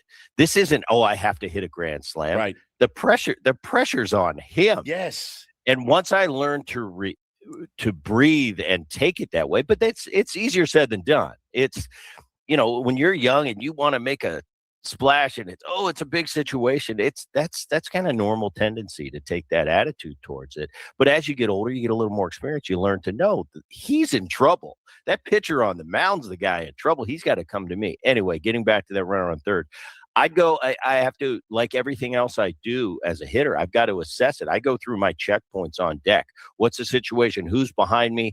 Okay, if I come up with a runner on third less than 2 and there's a base open, are they going to come at me? They're going to pitch around me. What have I done in this series? What have I done today? What is my track record with this pitcher on the mound? What has he been successful getting me out with? And I got to go with that because you're right. My job is not to get a hit here. I could care less if I get a hit. I will take a sacrifice fly in that situation 100% of the time, and I don't care if I ever get another hit because my job is to get him home. Now, maybe I got a guy that's really tough on me. Okay, I have a tough time lifting that heavy sinker, so I got to take my ground ball. I've got to hit an 18 hopper to the shortstop for a routine out to get that runner home. So each situation is different. You got to go through all these checkpoints, know who you're dealing with, how you're swinging at the time, what you're capable of doing, and maybe have to sometimes even go with that C swing, that emergency hack to just, I used to tell the guys last year in Texas, just touch it. Sometimes we got to just touch the ball because an 18 hopper right there is awesome when you tie the game, when you go up by 1, when you creep 1 run closer. So it's all about situational hitting, and that's all big league hitting is going into each at bat completely different. I don't need a home run here. I don't need a double. Sometimes I don't need a base hit. I just need a good at bat and hit a 300-foot can of corn or an 18 hopper to the shortstop. And that's something as a big league player, you should have a plan for each and every time. You're not always going to get it done, sure, but you should get it done more than you don't. Brett, really appreciate it. Thanks, great buddy. stuff as always. Have a great week. We will chat to you next Thursday. Say hi to Albert Bell for us. Okay, thanks, guys. Bret Boone Insider Calls brought to you by Grainger for the ones who get it done, delivered when and where you need them. Call, click Grainger.com, or just stop by. As Tyler in the chat says, does anyone think Manny wasn't just trying to do that? Yeah, we know he was, but he was out-thought and out-executed in that situation last night. All right, we will come back. Got 2 hours left. Take on Woods, MLB Reacharound. Lots to get to with Ben and Woods on 97.3 The Fan.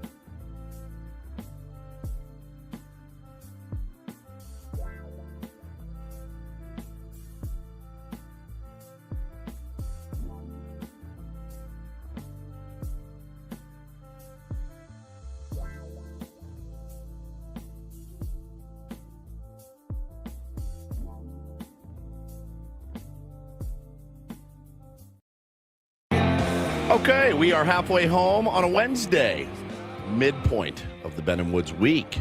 Great to be here with you. I'm Woodsy. That's Paul Reindl, executive producer of the program. And Ben Higgins, your friendly neighborhood sports anchor, joins us as well.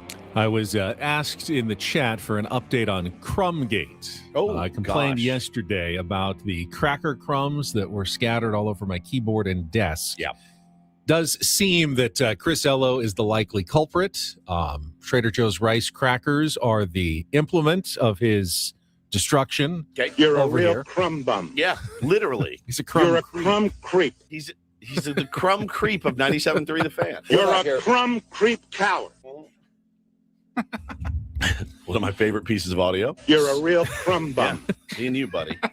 Is that what that guy said to the Padres dugout last night? Possibly. That's what set Stammen off. That's what set Stammen off. You're a real crumb creep. I'm pleased to report that at the very least, it doesn't look like the mess got any worse. It possibly has gotten better. Some of the bigger crumbs seem to be gone. They're not all gone, but it definitely is a slightly improved situation. Well, at least we know over here. It was. I think it's been confirmed that it was crumbs and not dandruff or I believe so. Yes, foot shavings is one Dead thing. Skin. Dead skin, foot shavings. But listen. It's more appealing to eat the crumbs out of your keyboard than to watch our baseball team currently. I'd rather eat a crumb sandwich from your keyboard than tune into that game at 1:10 today. Right? That's a chance to win a series today. Padres haven't done in a while. It's crazy, right? Crazy. Michael King on the mound. I mean, normally we would have been excited about such things. Been a rough one. Probably the best matchup that you've got all series. Brady Singer against Michael King. Andrew Abbott usually owns the Padres. Chase Burns is filthy. He's so good. Now this is how it's been going this year, though. Brady Singer is the one who's really going to shut down the Padres. He's got like a 6 ERA. Yeah. Now, they said Ello took the high road and didn't throw you guys under the bus. But for what?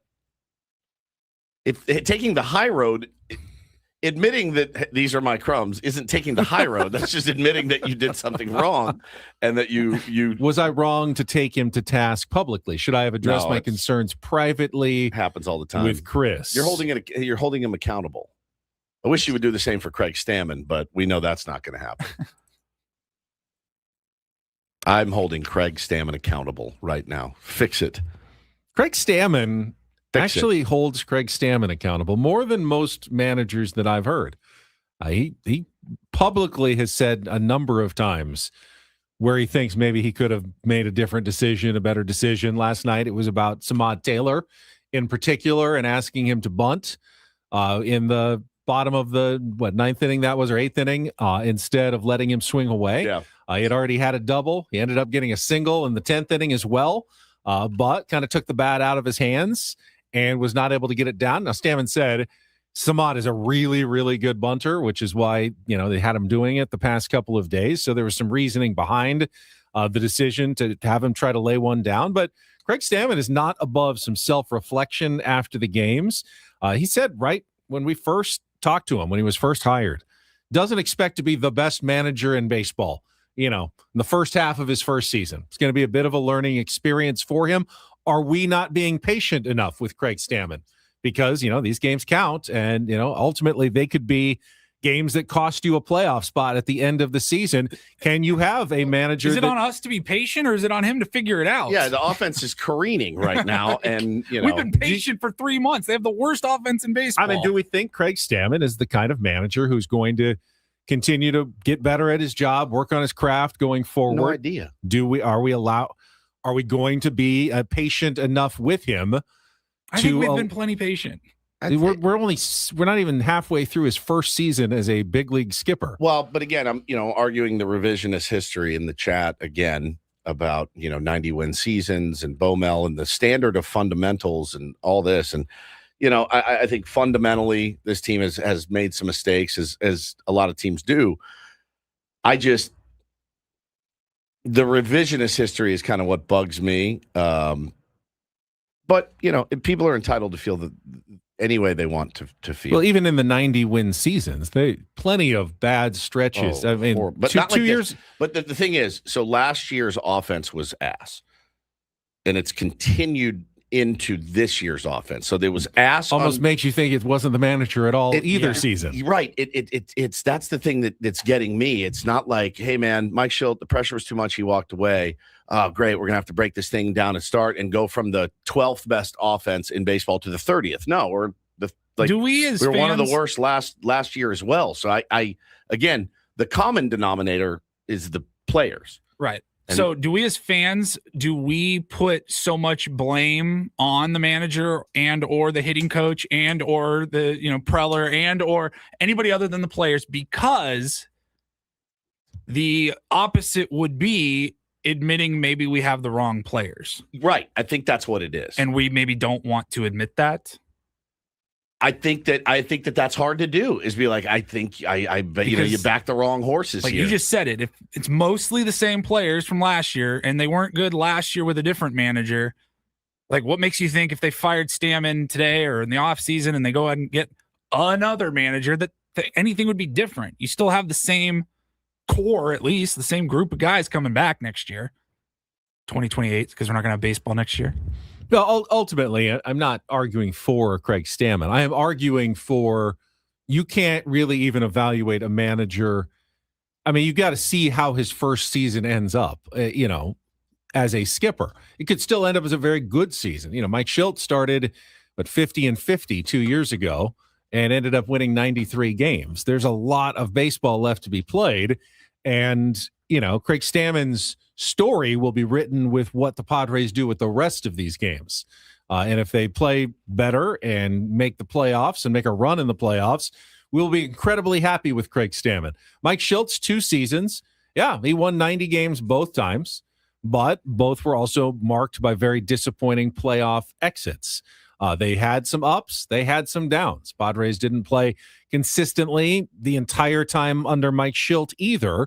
It's just too early to really evaluate Craig Stammen as a manager. I think personality-wise, I like his steadiness. I like his positivity. I think strategy-wise, there's certainly been some days where you can call into question, but you also don't know whether Samad Taylor swinging away would have been the right thing. Had he grounded into a double play there, we would have been screaming, why didn't you have that guy bunt? It worked the day before. He gets down good bunts. You don't know. You can't see all ends when you criticize the manager after the fact. Yeah, for sure. And Angelo makes a good point. He says last year's team was 7th in batting average, 16th in OPS. They were a middle of the pack team, 18th in runs. We're dead last right now. There's still time to improve that. My thing is, I don't know that they can or will. They were like horrible in slug last year. They couldn't slug the ball, and we all wanted them to slug. Second to last in home runs. Second to last in home runs. They're actually was 18th last time I checked in home runs, which is weird. They're probably lower than that now. Would be my guess. But listen, I think that it is weird to see the collective, right, slumping. And even though Toddy is now a singles hitter and turned into Luis Ariz, at least he's getting on base. It's the Manny, it's the Merrill. It was so refreshing last night to see that Tatis knock, Merrill rips one down, slides into third. I mean, that's what you're looking for. Manny gets a knock with the drawn in infield. You're like, yes, okay, more of this, and we're in really good shape. And I still tend to agree that that's the answer. And I do think it's possible. I just don't know how you get there. It's the only answer. It's the only answer going for this forward. team. It's actually more of what we saw in the first, 7 innings last night of those guys getting 8 hits in a game. If they continue to get 8 hits in a game, like Padres our chances will be better. Yeah, they're not going to win every game. There will be some agonizing ones like last night. But if the top 3 guys get 8 hits a game, Padres will win a ton of games the rest of the season. Prove your worth. And we'll take, like you said, I'll literally roll the dice. You tell me those top 3 get 8 hits every single game. I feel like we're going to win some ball games, but it is tough. 20th in bombs right now as it stands today. I just keep going back to that comment Ben made, about being patient. And I thought about recently, there was a game where the Padres lost and we were like, look, context matters in that, in a vacuum, that one game, it wasn't that bad of a loss and we get it, but it was because of the trend over the last few weeks. And you're like, here we go again. And I think context matters with like patience for the manager, because like objectively, like I understand what you're saying, Ben. Like you should give a rookie manager some time to get his feet wet. But the context for Padres fans is that we've already been moving the goalposts for this quote unquote window for several years at this point. Sure. And that window, if it hasn't already shut, it's really, really close to closing. So I don't think it's totally fair to be like, we just got to be patient. Like we're 3 months into a season. We're almost halfway through. We got to get going. Yeah. Got to get going. And last night was an indication that you got going. You got 20 runners in scoring position, but you could only drive in 3 of them. There will always be the argument that a team that is loaded with veterans and older players should probably have a manager who's done it before. There's some urgency there. Right. Like the White Sox can afford to be like, hey, we got to give the new manager some time. You know, the Rockies can do that. But now that the hire has already been made and Craig Stammen is the manager, in my mind, he's only going to continue to get better as manager. And we have seen, again, 2 weeks ago, he was picked as the manager of the year by ESPN on Memorial Day. Their Memorial Day analysis says of all the 30 managers, we think he was the best one in the first 2 months of the season. Yeah. These last 2 weeks have not been good. We don't know how much Craig Stammen is to blame for how bad, but he certainly hasn't fixed what has gone wrong over these last 2 weeks. But again, the idea of firing a guy it's not 2 weeks, though. I understand that he was the manager of the year, but they got the worst offense in baseball. Right. I That's mean, not just in the last 2 weeks. That's over the whole season. Yes, but again, as Wood said, what can the manager do about the offense? All he can do is I got a really bad offense. How am I going to figure out to win some games? And he managed in the first 2 months, despite having a bad offense, to win a bunch of games that the Padres probably didn't have business winning as many games as they did. That really is how you measure a manager's success. Do you win more games than you're supposed to, or do you lose more games than you're supposed to? And right now, Padres are still above 500, even though the offense, the run differential would all tell you this should be a under 500 baseball team. But somehow they've managed to win more games. Is that people not like a credit to Fangraphs the manager? think they will be a below 500 team? Yeah, it's a matter of time. But because maybe they've been getting good managing from Craig Stammen, they have won more games than they should have at this point. What do you expect of your manager? It's a good question. I mean, I always laugh at he's not motivating these guys. Listen, I think these guys are motivated to do better. I don't ever buy that they don't care, because you can see it. They're frustrated as hell when they're not getting the job done. But it's such a results-based business. None of this really matters until you hit sack flies and get guys over and get them in. It just, none of it matters. It really doesn't. Doesn't matter who's at the helm. It's on the players. It's always been on the players. I don't think anybody can watch them and not think that they're trying everything they can do to figure that, get out of this. I mean, we have seen in the last couple of games, really, like in the last 48 hours, I feel like I've seen more bunts than Bunt Lord Schultz teams ever put out, like in the last 2 years. So Padre Bod says FFS. You know what that means? I do. For F's sake. Right. Hold the bats accountable immediately. What does that mean? What does that mean? What does that mean? What does it mean? Call me. 833-288-0973. So you have a crap at bat. Get to the bench. You're done. Sit. I'm sorry. I know, Xander. I know. Hey, we only have 3 players left. Estrada, he's on the IL. Somebody grab a bat. You're accountable. That's what I want. Immediate feedback. What does that mean? You suck, dude. How do you not hit a fly ball? Pay you $40 million a year. You can't hit a fly ball. What does it mean, dude? It's just something you say. It's just BS speak. The players got to come through. They got to hit a sack fly. Right That's now, it. if Craig Stammen, was a good manager, he'd bat all of his players ninth. Ninth. Okay, he just says ninth. That would show them. Now he's saying what we really think of. Luis Ariz did it. Did what? Was he chewing guys out after they didn't hit? I don't remember that. I don't remember him saying, Manny, Tatis, Jackson, you guys got to come through there.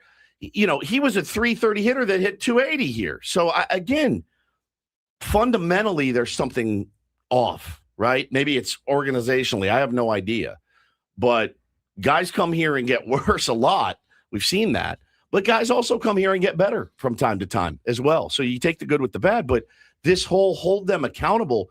What do you want? You want to bench somebody after they don't hit a sac fly? In favor of who? Right. You have limited options here, and that's what I'm saying. The hold them accountable, like they have to do better. This fan base deserves infinitely better than the baseball that they're getting right now, period.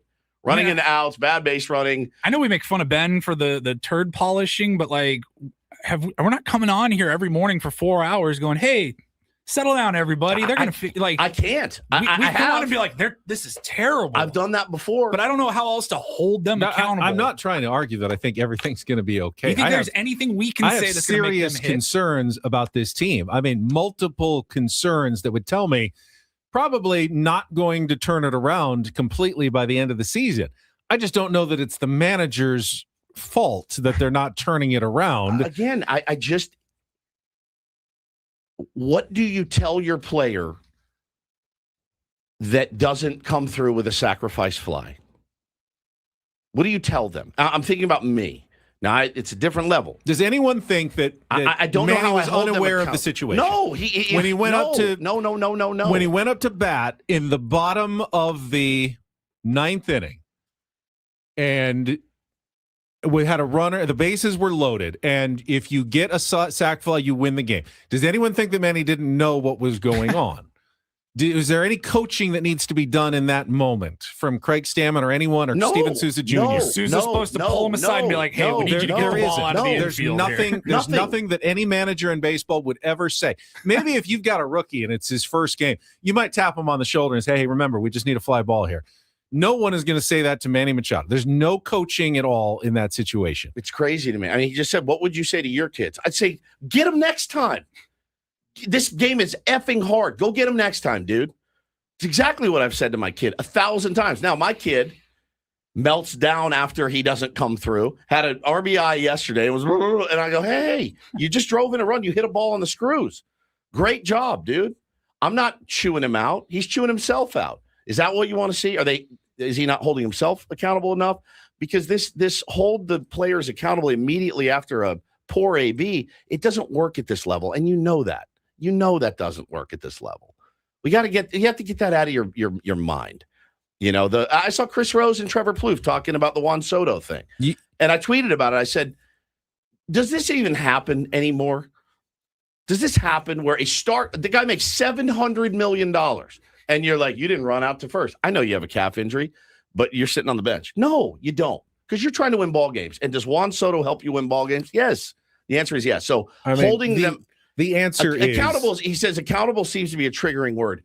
You have no earthly idea how triggered. I mean, let's be honest. What we all feel as fans, we are in pain and hurting because our team is losing. Yeah, and we want to see someone else in pain and hurting because of that. And you want to see the manager yell at someone. Yeah, because it'll make you feel better. It won't make the players play any better, but it'll make you feel better because you're hurting.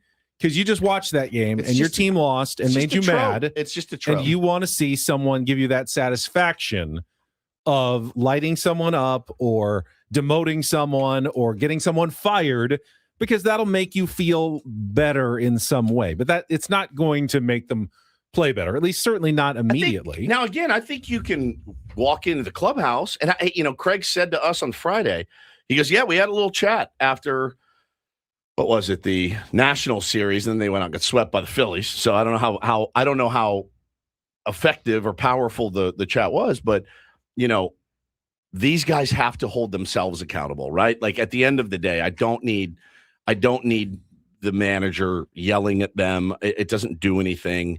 It doesn't work at this level. It hasn't in a long time. Yeah, and from everything we always hear, these are guys who spend a lot of time in the cages trying to work absolutely. on it. It's not a lack of effort or want to. It's a lack of execution. I mean, that's the problem. You can't bench everybody, right? Like at the end of the day, you can't bench everybody. It's hard because people ask me all the time, does Manny need a day off? No, he needs a hit. And he got 2 knocks yesterday and looking like this is going to be his night to get back. And then he did not come through in a situation that he's got to come through in. I'm sure that it ripped him in half. Ben right? Journo says, I'm held accountable at work. I don't make $320 million.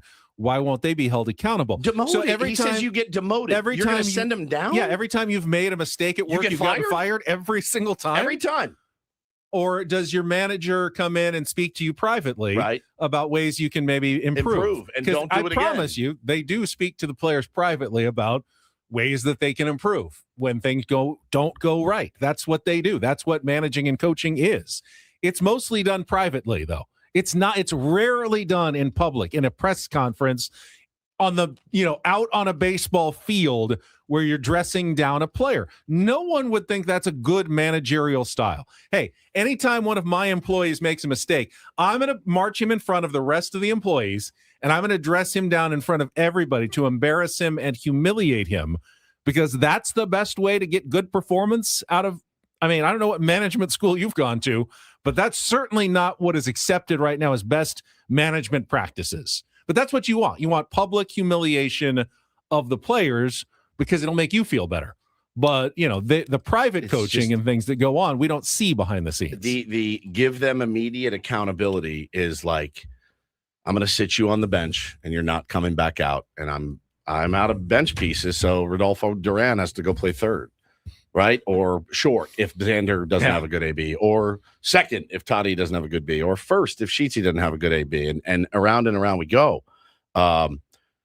I saw a comment, Schilt would never have a lineup like that last night. I'm like, what? You think Stammen, who wants that lineup, dude? Schilt absolutely would have had that lineup if he was managing this year, if everybody got hurt the way they have. Yeah, and if it was given to him. That's not a manager thing. It's very weird, man. And losing breeds contempt. It really, really does. And losing in that fashion where you have opportunities to come through and you can continuously fail, 17 out of 20 times to get a runner in from second base it's brutal. That's a brutal loss last night. Brutal.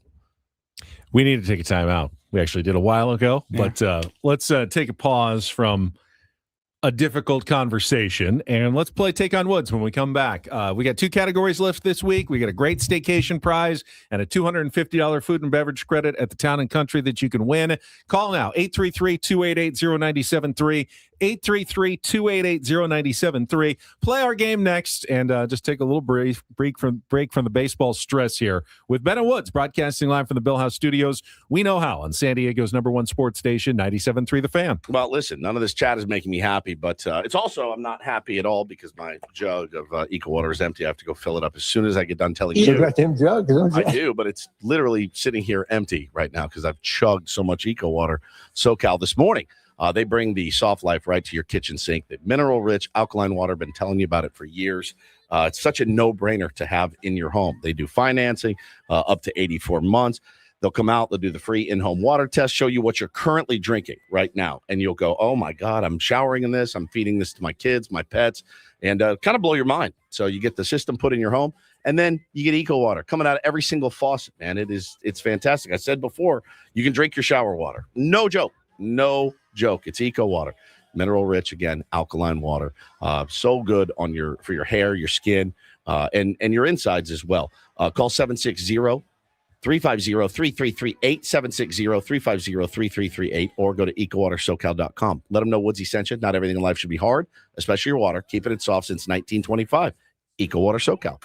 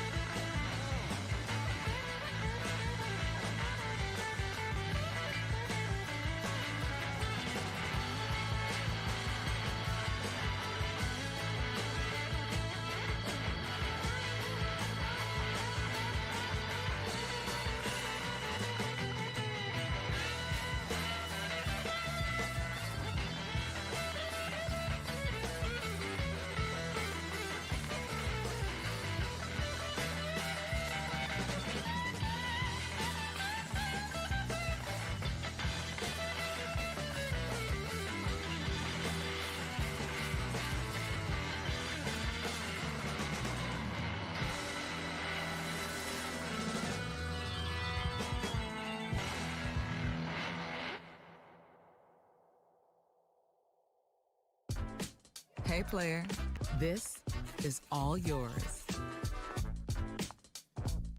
This room with this view. This speakeasy with this cocktail. Hey, could you make that too? The spa with this. Ah. And this pool on this roof. This is all for you. The all-new Hamul Casino Resort, now open.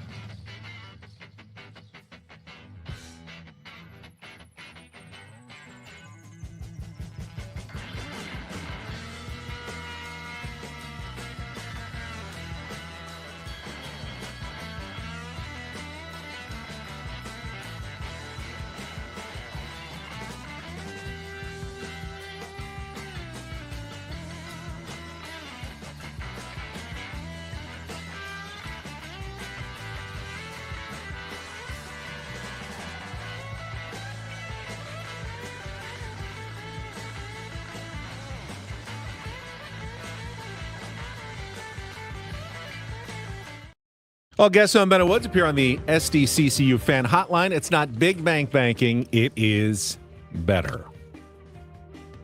Adam Klug just stopped by. Heard our segment earlier. He was standing behind us with his arms crossed. And I'm like, we opened the door. I'm like, what? You good? He's like, I got to talk about that swing decision. I'm like, all right, I'm going to get water. So I just walked out the door. I'm like, bro, we just did 25 straight minutes arguing and talking about it. And then we do another 5 during the commercial break. I'm like, can we just catch our breath for a second? We are. I mean, it's a full blown crash out, certainly. And when's the last time you officially used a chip? By the way, I mean, I feel like you probably would have used one today. I should have. I totally forgot. But yeah, that's a chip. That's a chip game, I think. Right? I'm looking officially in my bag, like a. The irony is the Padres played themselves into a chip game. Yeah. If they had lost that one 7-1 against Chase Burns with Lucas Giolito not throwing strikes, you wouldn't have chipped it. You just would have. I'm out. You just would have let it go. Chips. All right, let's take a quick break from the baseball talk and let's get to a little Take on Woods.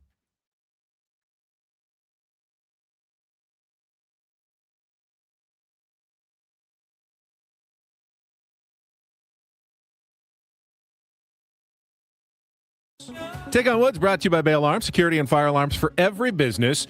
We got you, and let's go to Alex is our contestant today. Good morning, Alex. Good morning. All right. How you guys doing? I'm good. Woods has left the studio. You get a chance to go first. 5 questions of trivia. If you beat or tie Woods, you will qualify for our grand prize staycation at the Town and Country Resort in Mission Valley. $250 food and beverage credit. Check out their 4-story water slide, nicknamed Twister, and enjoy special rates starting at $199 per night just for fan listeners by going to towncountry.com/thefan. to book now. All right, we only have 2 categories left for Take on Woods this week. We've got music, which is Up with People, 5 song titles and musical artists, including the word people, And we have TV, The Cars, The Star, 5 TV shows that featured iconic vehicles. So do you want to play our music category or our TV category, Alex? I'll go for music. Music. All right. Up Yeah, I do. with People. 5 song titles and musical artists, including the word people. You'll have 60 seconds to answer as many of the 5 as you can. If you don't know one, you can say pass. We'll come back to it if there's time left on the clock. First question is our 2-second song. Paulie, queuing it up right now. You need to give me both the song title and the artist to score that point. One of the two will contain the word people. Alex, are you ready to play? Let's go for it. All right, Paulie, are you good to go? I need 2 He needs about 2 seconds. seconds here. So we'll have a real or fake tomorrow, and then we'll have our TV category left over for Friday if anyone wants to study their car-related shows for Friday. All right, here we go. Let's put 60 seconds on the clock. The category up with people. Alex, your time begins when Paul plays our song. Good luck. Let's take on Woods. Tough one. Ordinary people. Incorrect. A kid fantasizing about a school shooting is the subject of which band's 2010 debut hit, Pumped Up Kicks? Pass. In which early hit from 1984 does Depeche Mode wonder why you and I should get along so awfully? People are people. Correct. Victor Willis founded which iconic 70s group, recruiting bandmates with a newspaper ad that read, "Macho types wanted, must dance and have a mustache"? Everyday people. Incorrect. The B-52's Kate Pearson provided guest vocals for which 1990 REM song that hit all the positive notes? Pass. That's the only one we've got left. You guessed the other one's wrong. The B-52's Kate Pearson provided guest vocals for which 1990 REM song that hit all the positive notes? That's Shiny Happy People. Victor Willis founded the Village People. Foster the People had Pumped Up Kicks. And People Are Strange by the Doors was that little snippet of a song. We'll see how Woods does. I think he's going to do fairly well in this category, actually. Hey, Alex, hang on the line. Your score is locked in. We're playing music today. Definitely no category for you. Think you can do this. All right, 60 seconds on the clock. Your time begins when Paul plays our 2-second song. Good luck, Woods. Let's take on Alex. People Are Strange by The Doors. Correct. A kid fantasizing about a school shooting is the subject of which band's 2010 debut hit, Pumped Up Kicks? Foster the People. Correct. In which early hit from 1984 does Depeche Mode wonder why you and I should get along so awfully? What's the name of the song? I'll come back to it. Victor Willis founded which iconic 70s group, recruiting bandmates with a newspaper ad that read, "Macho types wanted, must dance and have a mustache"? The Village People. Correct. The B-52's Kate Pearson People provided, are people, by the way. Correct. The B-52's Kate Pearson provided guest vocals for which 1990 REM song that hit all Shiny the Happy positive. People. And that is a 5 out of 5, Woods. Well done in the music category. Thank you. Good win. You needed a win. You got a good win Yes. today. Yes. 5-1 the final. Yes. Yeah, the category was Up with People. Up with People. That was one of the shorter 2-second. That was about That was short. 1.5 second clip. But the first thing that Jim Morrison says is people are strange. So we had to cut it off very quickly. But I thought you could get it, and I was right. You did. Well, it's nice to come through for the fans. Don't need to hold you accountable. No, not today. I got the job done. I don't know today. what I would do though if I needed to hold you accountable to be better on Take on Woods. I can't really bench you. I mean, I've had some clunkers, man. I don't really have have some clunkers. It's a long season. I don't have replacements. I gotta ride. Yeah. Gotta ride with my guy. The guy who we're paying to be in that chair That's right right. now. That's right. Through the good and the bad. It's so funny, man. Starting next year, Woodsy's going to be making $40 a year. It's so funny because after the show today, I actually have to leave right when the show ends because I'm going to my 5-year-old's preschool. He's got a couple weeks left of preschool, and I've got the wiffle ball bats, the wiffle ball, and I'm doing the thing where I teach the little kids baseball. And having talked about baseball for 2.5 hours this morning, I'm going to go out there. I'm going to light these kids up. They're 5. I'm going to I want to remind them, hey, look, if you choose to get involved in this game, It sucks. And everyone's insane. And it will only break your heart. And they're just going to stare at me like. They start crying. Yeah, they start crying, running off. See, I need you to cancel that. You know that the only category left is TV. You should be studying TV shows after the show today. That is true. And not wasting time with Taylor and his class. That's true. Not helping us. No, it doesn't help our show win at all. any ball games at all on this show. I've told you before. Where's the want to, Woods? I've told you before. Both of you know this, and the audience should know this too. If I can find a way to make 80% of what I make here, I'm leaving. If I to go coach, I would do it tomorrow. If someone goes, you know what, man, I want you to just run this thing for like a job. I love you guys. It's been real. I love it so much. That's the part I love. You'd be a phenomenal. I know you hate them usually. A phenomenal radio talent coach. Yeah, easy. You would be really good at it. Consultant. I want to do that on the side. You probably make more money doing that than you are doing the show right now. I want to get paid to coach because but that's not really what you want to coach. You want to coach baseball. I got to coach last night my travel ball team that I put together, the Goats, and I got to coach. And he's a grandfather of one of the kids, walked up to me and he goes, "Hey, I just realized something." He goes, "You're not coaching baseball, you're coaching life." And I go, "Yeah, that's exactly right. I'm not going to be able to show them how to move their feet like Omar Vizquel did. I'm just not. I don't have it in me. I can't coach it. I couldn't coach if I tried. That's for other, more specialized coaches to do. But teaching them about winning inches and, not taking shortcuts and things like that, that's what I was doing. So it meant a lot to me. And it's just so fulfilling. I didn't want to leave the field, man. It was over. The kids played wiffle ball and a couple kids stayed after. And you're like, this is what I remember. Then I go home and put the Padres on, and I'm like, oh, God, this is horrific. Who would ever want to follow this sport? We have time for an MLB Reacharound before the top of the hour. We'll take a quick break, come back, look at the rest of baseball, which included an incredible moment for a rookie making his debut, a couple of other walk-offs. We'll get to all of it coming up next on San Diego's #1 sports station, 97.3 The Fan. Oh, first.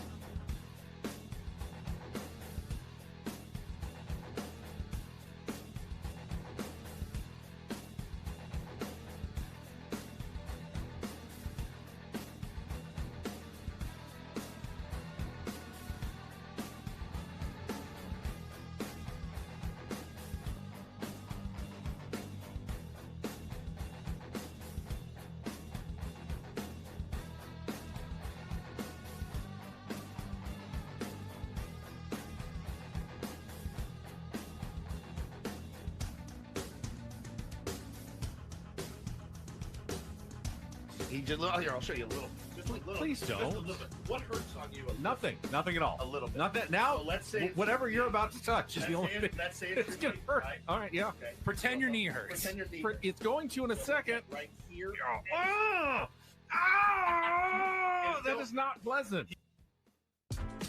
Hey, player, this is all yours. This room with this view. This speakeasy with this cocktail. Hey, could you make that too? The spa with this. And this pool on this roof. This is all for you.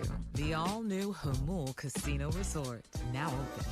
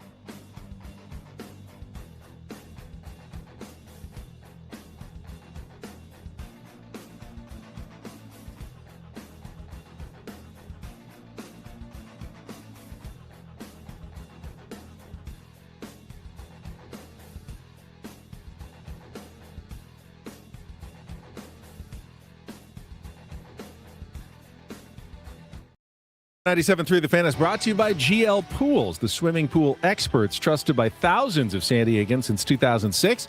Baseball is back, so is swim season. Make sure your pool is ready. Call now and mention radio for a free month of pool service. You know what word I really like? What word do you really like? Nectar.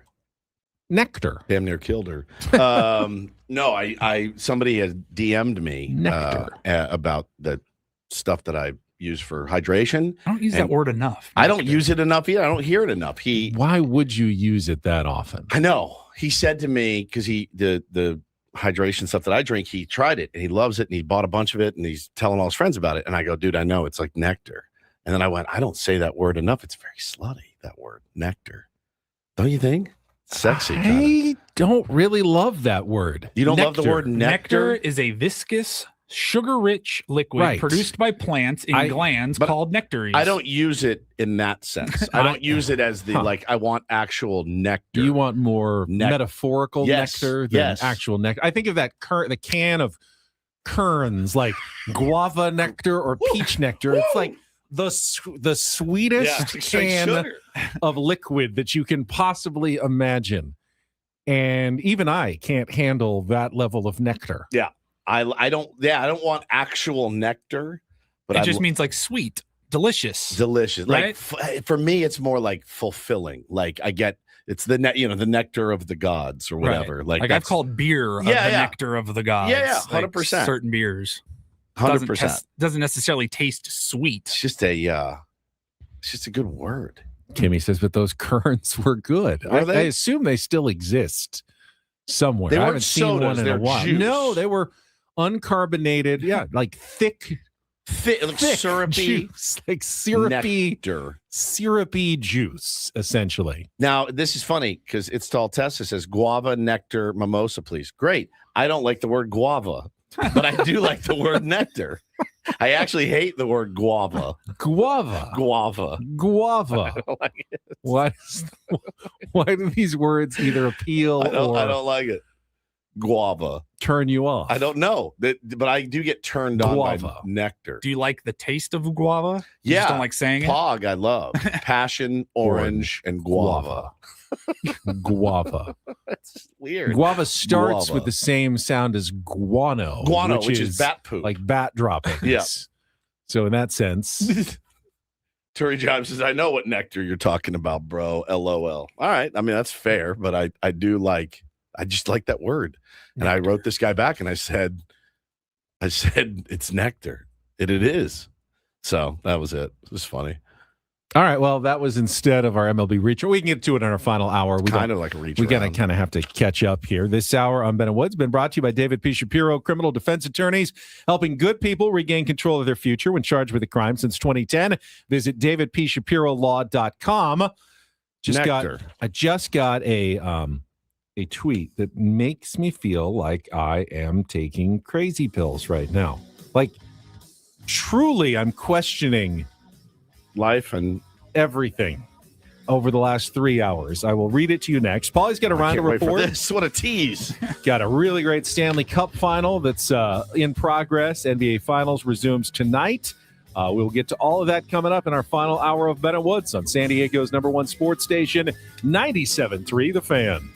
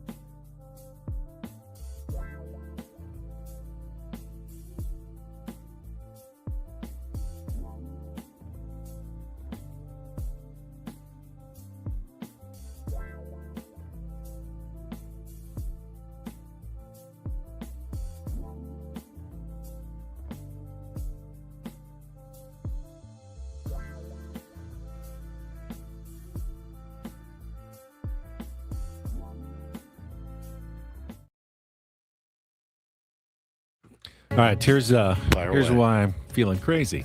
Got this tweet from @Craig Stammen. Whoa. I don't know if it's the real Craig Stammen, but Craig Stammen, and it says, it's disgusting listening to the apologists on Ben and Woods. It's crazy. Manny doesn't have to try and hit a ball 500 feet when he has 2 strikes there. He could just swing for contact. Pathetic boot licking. That's what we said. We want to see the approach change. Didn't we just spend the last 3 hours, 3 hours criticizing Manny Machado? I mean, Woods went so far as to say he's wondering if he's back to the wrong horse in Manny Machado. that I named my cat Manny Meowchado, and I'm regretting it now. So people are going to hear what they want to hear, and until I get on Sirius satellite radio, I'm not allowed to say what I really want to say. I mean, I don't think it's an apologist. I don't think Manny was trying to swing out of his shoes, which is why he didn't hit the ball in the ninth inning there. I think he just didn't make contact. He's got to be able to make contact there. I mean, we've said it for literally since the show started. But I don't, isn't that what this show has been about? For the last 2 weeks, pretty much. We haven't gotten to talk about a win in here until yesterday for 3 weeks. I'm starting to doubt that this is the real Craig Stammen. Are you sure? I just don't think that. I'm just be surprised if he spent his morning tweeting at us to hold his team more accountable. People are going to hear, again, they're going to hear what they want to hear. But I've accepted that years ago. I have my good days and bad. It's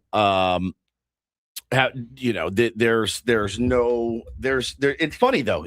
If he hits that sac fly, it's the craziest thing. Baseball's so weird. He hits that sac fly, the mood and the tenor of the fan base is, all right, he's heating up. Monster game for Manny, came through, and it's it. You want a series and try to get a sweep. Don't even go that far. If the Padres, one of the other players, like, I don't know, when Jace Bowen's ball bloops in and is not, made an incredible diving catch, then Manny's still the star of the game. He's the guy who got the RBI single in the third inning. He's the guy that got the double that scored the winning run in the bottom of the 8th inning, made a great play, great throw from his knees and a dive. We're going like, oh, maybe that's the game that turns Manny around. Yes. But baseball continued on and gave him one more opportunity, and that opportunity is the one that we're, of course, all focused on now because he did not come through again in that situation. Yeah, it's tough. And, I had mentioned, too, the horrible clutch stats from Manny Machado since the start of last year by our pal Clark Fahrenhold, who put those together last night. Mentioned that earlier in the show.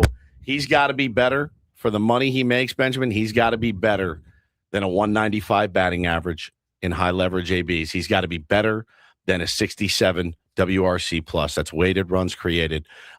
He would agree with that. He's got to be better. What he probably you'd have to tell him what WRC plus means. Yeah, but fair. He would agree, but he would agree that he needs to be better. I think the one thing where fans are going with Manny is still insisting and confident that he will get where he needs to be. He's not there, but he's insisting that he will. And I finally sense that fans are are now no longer believing that Manny is going to get to where Manny thinks he's going to be. I'm seeing it too from there's another fan base that I'm seeing it from, and it's the Toronto Blue Jays. They're just as incensed with Vladdy Jr. as they could be, which is, he's a great player, having a rough start to the season. I don't know what it is, but it is a bit of an outlier season for Manny. I think we can all agree on that. June is typically the month that he heats up. But it's also part of a trend, a slow trend of decline. It's a much more dramatic decline than we've seen in the last couple of years. Yeah. But he's not the guy who finished in the top, 3 in MVP voting, certainly anymore. No. And so I don't know, man. I don't think it's crazy though. People are saying just move him down on the lineup. And I understand that might hurt an ego, or it may not be a comfortable conversation to have. But that's at this definitely point, something you can do. Yeah, you can't sit here and argue that he needs to be in the top 3 or 4. I think it'd be an easy call. If the Padres had a bunch of guys who were, hitting the cover off the ball, if Ramon Laureano was healthy, if Miguel Andujar was still hitting, then I think it'd be an easy call to drop Manny down to 6th or 7th for a while at least. He's the worst hitter on the team, so anybody would be an upgrade. I just don't know that Jace Bowen moving him up or Freddie Fermin moving him up. It's tough right now. The depth is bad. He's the worst qualified hitter in baseball, Padres also have a bunch of other hitters who aren't qualified, who are also equally as bad or worse, and don't really have the ability to hit a home run. That Manny he still leads the team with 11 home runs right now. But like that is something you can do without sending Manny down to AAA or whatever. Which you can't do that either. So. Yes, and you can't cut him. I mean, you're not going to. Nobody's going to take. No one ever thinks. No one thinks that. You have to hope that Manny gets it going. And really, the only way to get it going is to continue to play and take at-bats. And try to figure it out. So there really is no other course of action other than what Craig Stammen is doing. He doesn't have a menu of items in front of him that actions he can take with Manny Machado. It's one of those restaurants that only serves one thing. And you look at the menu and go, I guess I'll have that. I'll have that, which is Manny Machado hitting probably third or fourth in my lineup and playing third base most every single day. Yeah, you can try to give him maybe more days off. You can, I don't know what else you can do, but there's not this laundry list of choices that Craig Stammen has when it comes to Manny Machado. 19 Town says, eat Manny's contract and release him, please. Okay. I'll give you the odds on that. 0.0%. Point. If this was the last year of his deal, I don't even think they'd do it. Maybe. I think they'd still try to get Manny going, but 0.0. I think that's a rash reaction. I think it's an emotional reaction. And perhaps at the end of this season, if things do not markedly improve, there's going to be some tough conversations in ways Manny will have to adjust his game and 100%. Become a different player going forward. They still aren't going to be getting rid of him. He will still be part of this team for many years, in the future. Mm-hmm. But he may have to really accept, some changes and, things that work for him earlier in his career. He may have to abandon those things and move on to different things. I would like to think that Manny Machado has the ability to make some adjustments later in his career. We've seen other players do that and become different, but still effective players in different ways later in their career. Are we at that point yet? Is it going to just be instant, easy to accept for any player to go, I'm not the guy I used to be, so I better become a different version of myself? Not easy. Boone talked about it, was a 3-hole hitter, right? Mm-hmm. And then all of a sudden one day he's dying, he's scuffling, and he's getting older. And he's like, then I'm in the 6-hole, then I'm in the 7-hole. And yeah, it sucks. He's like, but you want to keep playing the game and you're getting paid to do it. So you need to go out there and do it and do what's best. He's like, it's not an easy thing for these guys to do. But the tough part is and a great point by Ben. He says, why would he adjust to new things? He won't even look at numbers and stats, right? Like he wants it just. Yeah, I think stubbornness is one of Manny's flaws. Yeah, 100%. Oh, yeah. Now it's also what got him to where he is, right? So it's hard. Yeah. I've done this way. Every good player has some stubbornness 100%. In them. Manny has a lot. He's got a lot. And again, it's got him to where he is. He is the confidence and the stubbornness has got him to be a guy that makes that much money. He's still a likely Hall of Famer. One of the this year. I don't know. You got to get this thing going. There are Hall of Famers that had a bad season, of course. Yeah, absolutely. But because the rest of the majority of the rest of their career was really good. This is not his 6th year and he's having a bad year. This is his 15th season. He's had 14 really consistent, outstanding, very consistent seasons in his career. Like one of the most consistent players. That's not long. He's not trying to prove himself here. He has had a proven long Major League Baseball career. Now, but he's it's much younger. Fact that makes people go, is this the beginning of the end? And it's just a little earlier than maybe we thought. We heard, look, man, we knew at age 38 what it was going to be. It reeks of the exact same mentality and almost the same quotes as Eric Hosmer. Except, man, he makes a lot more money than Haas. But it reeks of that situation. We all remember, no, launch angle, block. Like, bro, you're hitting the ball as hard as anybody on the planet. You're just hitting it right into the ground at second base. I'm not changing. I've been taught, and I got me to the big leagues to hit the ball hard up the middle. Well, Eric, they're shifting on you. You're an easy out. You're a double play god at this point. If you want to stay in the league longer and help this team that's paying you an exorbitant amount of money, you're going to have to make some adjustments. Not going to do it. Not happening. Okay. And there it is. And we're going down that road here. And that's not a road anybody wants to go down, especially, with a guy that has really been very consistent for us. I don't think that this topic is dead and buried. We will get back to it at some point, but let's get to some other headlines right now for the Reindl Report. And get things started here with our today's edition of the Reindl Report. Now tuned into the greatest.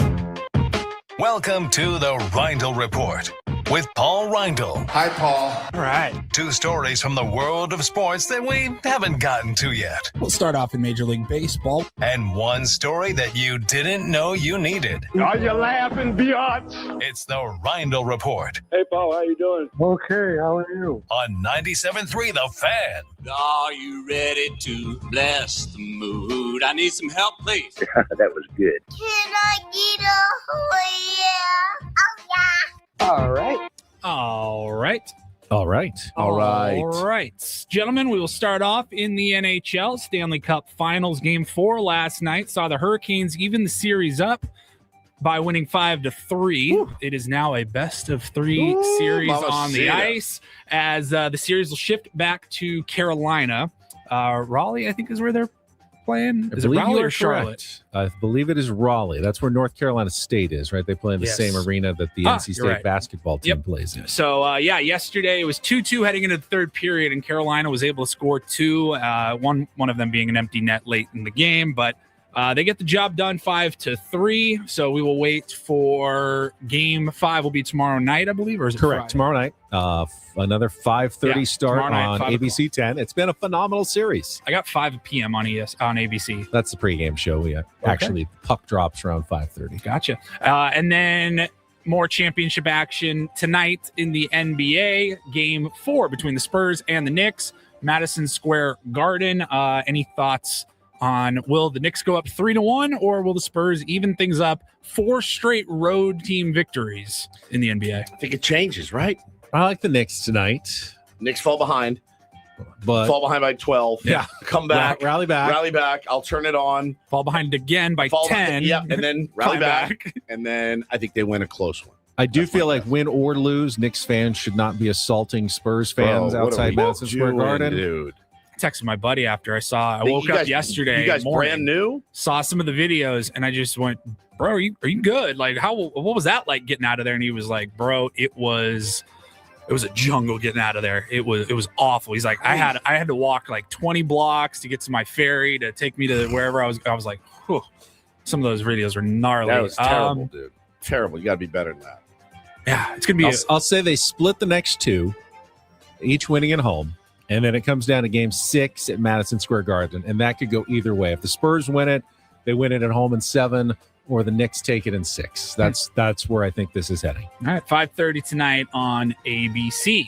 Speaking of ABC and one of their affiliates, ESPN made some headlines yesterday after The Athletic reported that, look, love him or hate him, he doesn't seem to be going anywhere. Pat McAfee is finalizing or discussing his contract extension with ESPN and reportedly will make over $60 million per year. A year. Could you imagine? Can I admit something? Sure. I don't think I've ever actually watched the Pat McAfee show. I have. It's okay. We're watching it right now. It's actually on ESPN. Watching it with audio. Yes. I mean, I've seen it on a lot and seen what it looks like. He's got a big fat Dodger hat right in the front of his desk. $60 million. I kind of feel indifferent towards Pat McAfee. He doesn't bother me so much that it's going to ruin my day. He's got some good stuff. And I also don't like search him out really, or his show, but it's just kind of whatever. $60 million though, that's like franchise quarterback money. Do they really make that money back? I mean, clearly. That's just for him. Is that just for him too? Do they have to pay all his crew? Probably his crew. Does he have to pay his crew through his $60 million? I hope that he has to at least pay his crew out of that. So he'll clear 57. Yeah. Right. You know, right. It's probably for the whole show. That's a Andrew lot Marchand, of scratch, man. That's a lot of scratch. Andrew Marchand of The has Athletic. a Dodgers hat and a DraftKings hat right next to each other. Isn't that clever? Interesting. Yeah, Andrew Marchand from The Athletic, he is also reporting that McAfee would have a bigger role in the NFL coverage for ESPN, but paying a guy $60 million. I mean, guys gonna be making sandwiches in the cafeteria. He'll be doing everything. Dude, If Pat McAfee is Cleaning making $60 million. Victor Wembanyama should be making like $800 million a year. It's in terms of like what they're doing talent wise. No kidding. Yeah, All right. He's cut through, man. And then finally, we'll wrap it up here. Got a story. Now, I'm not super into Pokemon cards, and by super into them, I mean I'm not into them at all because I'm not a giant nerd. Oh, but, easy, Paulie. Holy cow. But I know that Pikachu says he's down right now, but by the end of the year, look at the back of his Pokemon card, and his numbers will be right there. I was going to say I'm not a huge nerd that's into Pokemon cards, but Woodsy, you and I love baseball cards. So much. It was going to be funny, but yes, Pokemon cards, that is kind of the appeal. Their very value, valuable. They're very valuable. Their value doesn't change because Charizard can't hit a slider or anything like Can't that. hit a sack fly. Whereas, you might have a baseball card you're very excited about, and if the player's a turd, it's not going to be worth anything. But I digress. Regardless of whether it's Pokemon cards or baseball cards or any other trading cards, there has been a huge problem with like old grown-ass men stocking grocery stores and department stores where they sell cards to like literally, we're talking about like getting inside information, asking employees, when's the restock date? Gracing employees. What time does the restock happen? Oh, Right. 10 o'clock on Wednesdays. Great. I'll be there. Camping out. And you will see men, along with kids, like trying to get the new line of Pokemon cards or whatever. But it's so many grown adults buying No. Grown men. If there's Grown not a men. vagina I know. inside. I Not was- one. There's not one I was single trying to vagina be equal, but you're inside. right. This is Not one. This is a very sexist story. Yeah, that there's there's not no one, women there's involved. no Do we need to ring the females at all. misogyny bell, or in this I'll case, ring they're it. more than happy not to be? I'll ring They're it, more but than I'm happy pretty confident in what we're saying here. So It's like a Rush concert. part of the Before. problem has been scalpers. Adults with much more income than these 12-year-old kids or whatever are going in buying like as many boxes as they can. And some stores have limited, you can only buy 4 items or whatever. They are buying as many boxes of cards as they can so that they can go and scalp them and sell them online and claim it's a sealed box, brand new, and they'll charge 2, 3, 4 times the price. So Target, one of the main department stores that sells Pokemon cards, Disney cards, baseball cards, football, etc., they have tried, some Targets have taken matters into their own hands, and I've seen a couple of different methods. I have seen when the cards are hitting the shelves, the Pokemon cards, they're hitting the cards that come in it's the cardboard box that's wrapped in protective like cellophane plastic wrap. Yep. And usually it's like watermarked with Pokemon logo or tops for baseball. The employees at Target are putting them up there and they're slashing with like a box cutter that cellophane wrap. So the cards have not been touched, the packs have not been opened, but it's technically not a sealed box anymore, and it's going to vastly impact the resale market for the scalpers. Saw another one where a guy brought a sealed box to the register, employee scans it, pulls out the box knife, rips it right in front of him. The guy lost his mind. I think, unless you just wanted to buy it to rip cards, right? but- I think I overall agree that that might be a little too far, Yeah, but I it's think so. also You're effective. damaging a product that I bought. But it is I can do effective. what I want when I buy it. And that's the thing. I They can't- really can. I but bought it. I'll never forget. I was on Reddit and If I want to wipe with it, I can because I bought it. I paid for it. You can't slash my. I'm actually in favor of the Pokemon I mean, guys. if you can't buy a gallon of milk and they just pop the top off for you. They do that at like it does baseball remind games. me of our trip to Arizona when the Target cashier made Woods You don't have to put bring this cards up. back because he tried to buy too many of them and they wouldn't allow him I bought to buy that many It cards. was a 2-thing limit, and I wanted 3. We both had 3, and they're like, and she made me put it back. Embarrassed me in front of everyone. She held me accountable. Shane, you were held accountable in front of the entire store. She and shamed made me. to put back your baseball cards. I just saw this picture on some subreddit, baseball cards, sports cards, Pokemon, whatever. And it was like a guy standing across the aisle, like 20 feet away at a Target. And the cards are always on that aisle that's near the checkout line. Sometimes there might be like some alcohol or other stuff behind there. There was like 30 guys, most with gray hair, just huddled around waiting for some employee to wheel out all the product, put it on the shelves, and somebody just like stepped back, took the picture, and posted and was like, "What are we doing?" It's so good. It's so good. So I don't know, man. I kind of went back and forth because when I first saw the story, I was like, "Good, I like that." But you're right. You buy the product, you get to do whatever you want. No, it's just a bad look. K-Laws doesn't believe me. When we were in Target, it's true. Woods went first, then it was me, and then it was Ben. I had 3, you had 3, whatever. Yep. And what we could have done is given 2 to Ben. He wouldn't do it. He's like, I'm not participating. I had money, He was cash so in my embarrassed. hand, in my wallet. I was like, It's "Here, called Ben, enabling. I'm not an enabler. we You're each can literally only buy the biggest 2. enabler of all time. I don't know that I've met a bigger enabler.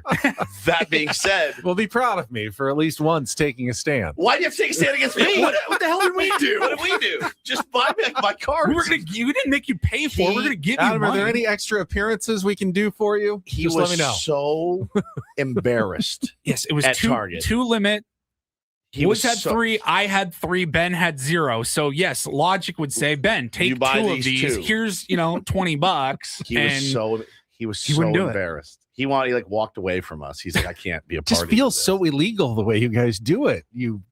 It's surreptitious. I mean, yeah. Well, it we have just to hide. feels wrong. We You have to make it hide feel from wrong. we hide it from our wives. You make it feel so wrong.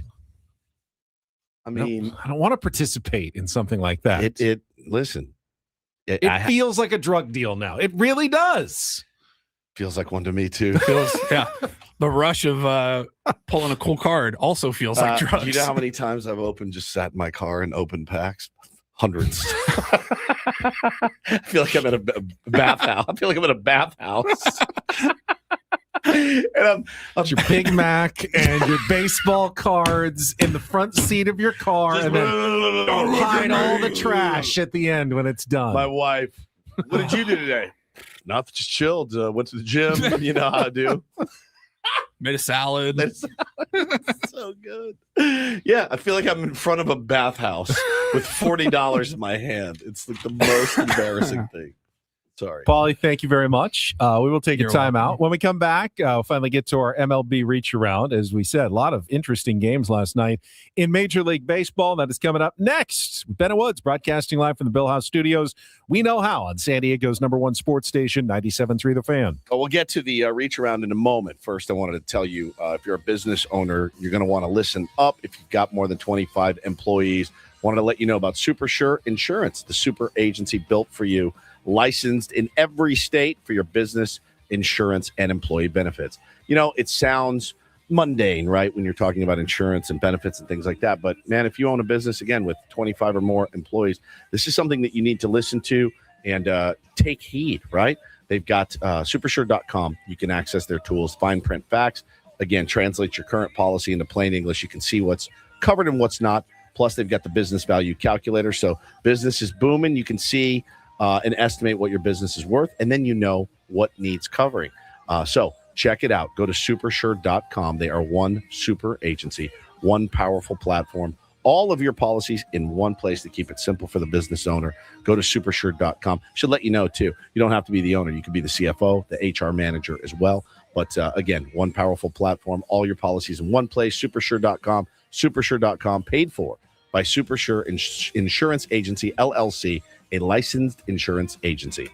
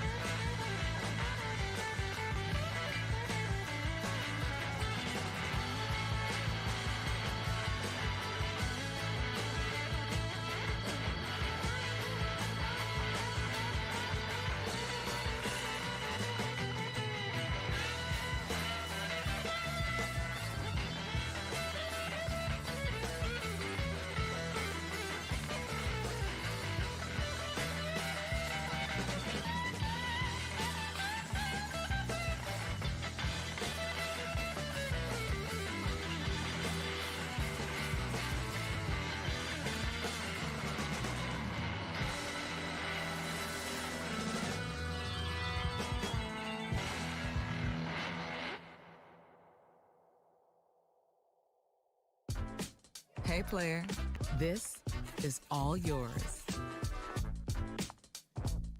This room with this view. This speakeasy with this cocktail. Hey, could you make that too? The spa with this. Ah. And this pool on this roof. This is all for you. The all-new Hamul Casino Resort, now open.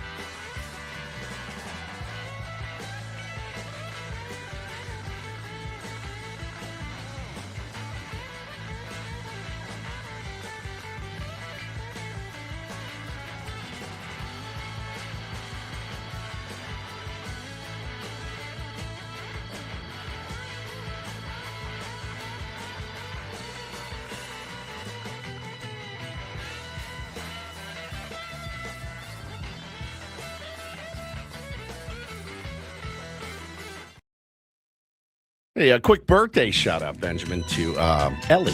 She is 4 years old today. I don't know why she's listening to Ben and Woods, but happy birthday, Ellie. Hi, Ellie. Her dad asked if she could get a birthday shout out. So happy birthday. The Big Four. Sounds like a radio segment. Coming up next, the Big Four. Here on They do the Big Five on Gwynn and Chris. They do. We can do the Big Four. The Big Four. We should be jerks and do the Big Six. Just one louder. One than up them. them. Yeah, one up them. To be four. Coming up, to be four again. I tell my kids all the time, you have no idea how lucky you got them through the fours. Yeah. You might have another four coming at some point. Potentially. You guys, what's the farthest back you can remember of your childhood? Ooh. Can you remember five, four? About five. Yeah. I mean, I've got flashes certainly of before I was 3. Really? Well, that's that alien memory. That is that alien or the robot memory. That robot brain. I mean, because I remember the house we lived in when I was like 2. Like I can remember that house. 2? Yeah. 2. Yeah, the first 2 years of my life. I remember that house. You also have not poisoned your brain with some of the things that I've poisoned my brain with over the years. So you have probably a better recall than I do. Did you see that thing I retweeted over the weekend? You had talked about last week coming home and having, what was the meal that you ate late at night when you dropped your pasta? Do you remember? Cottage cheese. Cottage cheese. So over the weekend, I saw a tweet. It was that day, and it said, "I've done acid more than I've eaten cottage cheese." Right here, I've done acid more times than I've had cottage cheese, and it absolutely laid me out. So I guess I'm not surprised you remember. I've done when you plenty were of tabs of cottage cheese. Yes, in my you life, have. No doubt dude. about that. Yes, you usually have. Knudsen, but I will branch out to some of the other brands All right. occasionally. What is it? What do you put in it?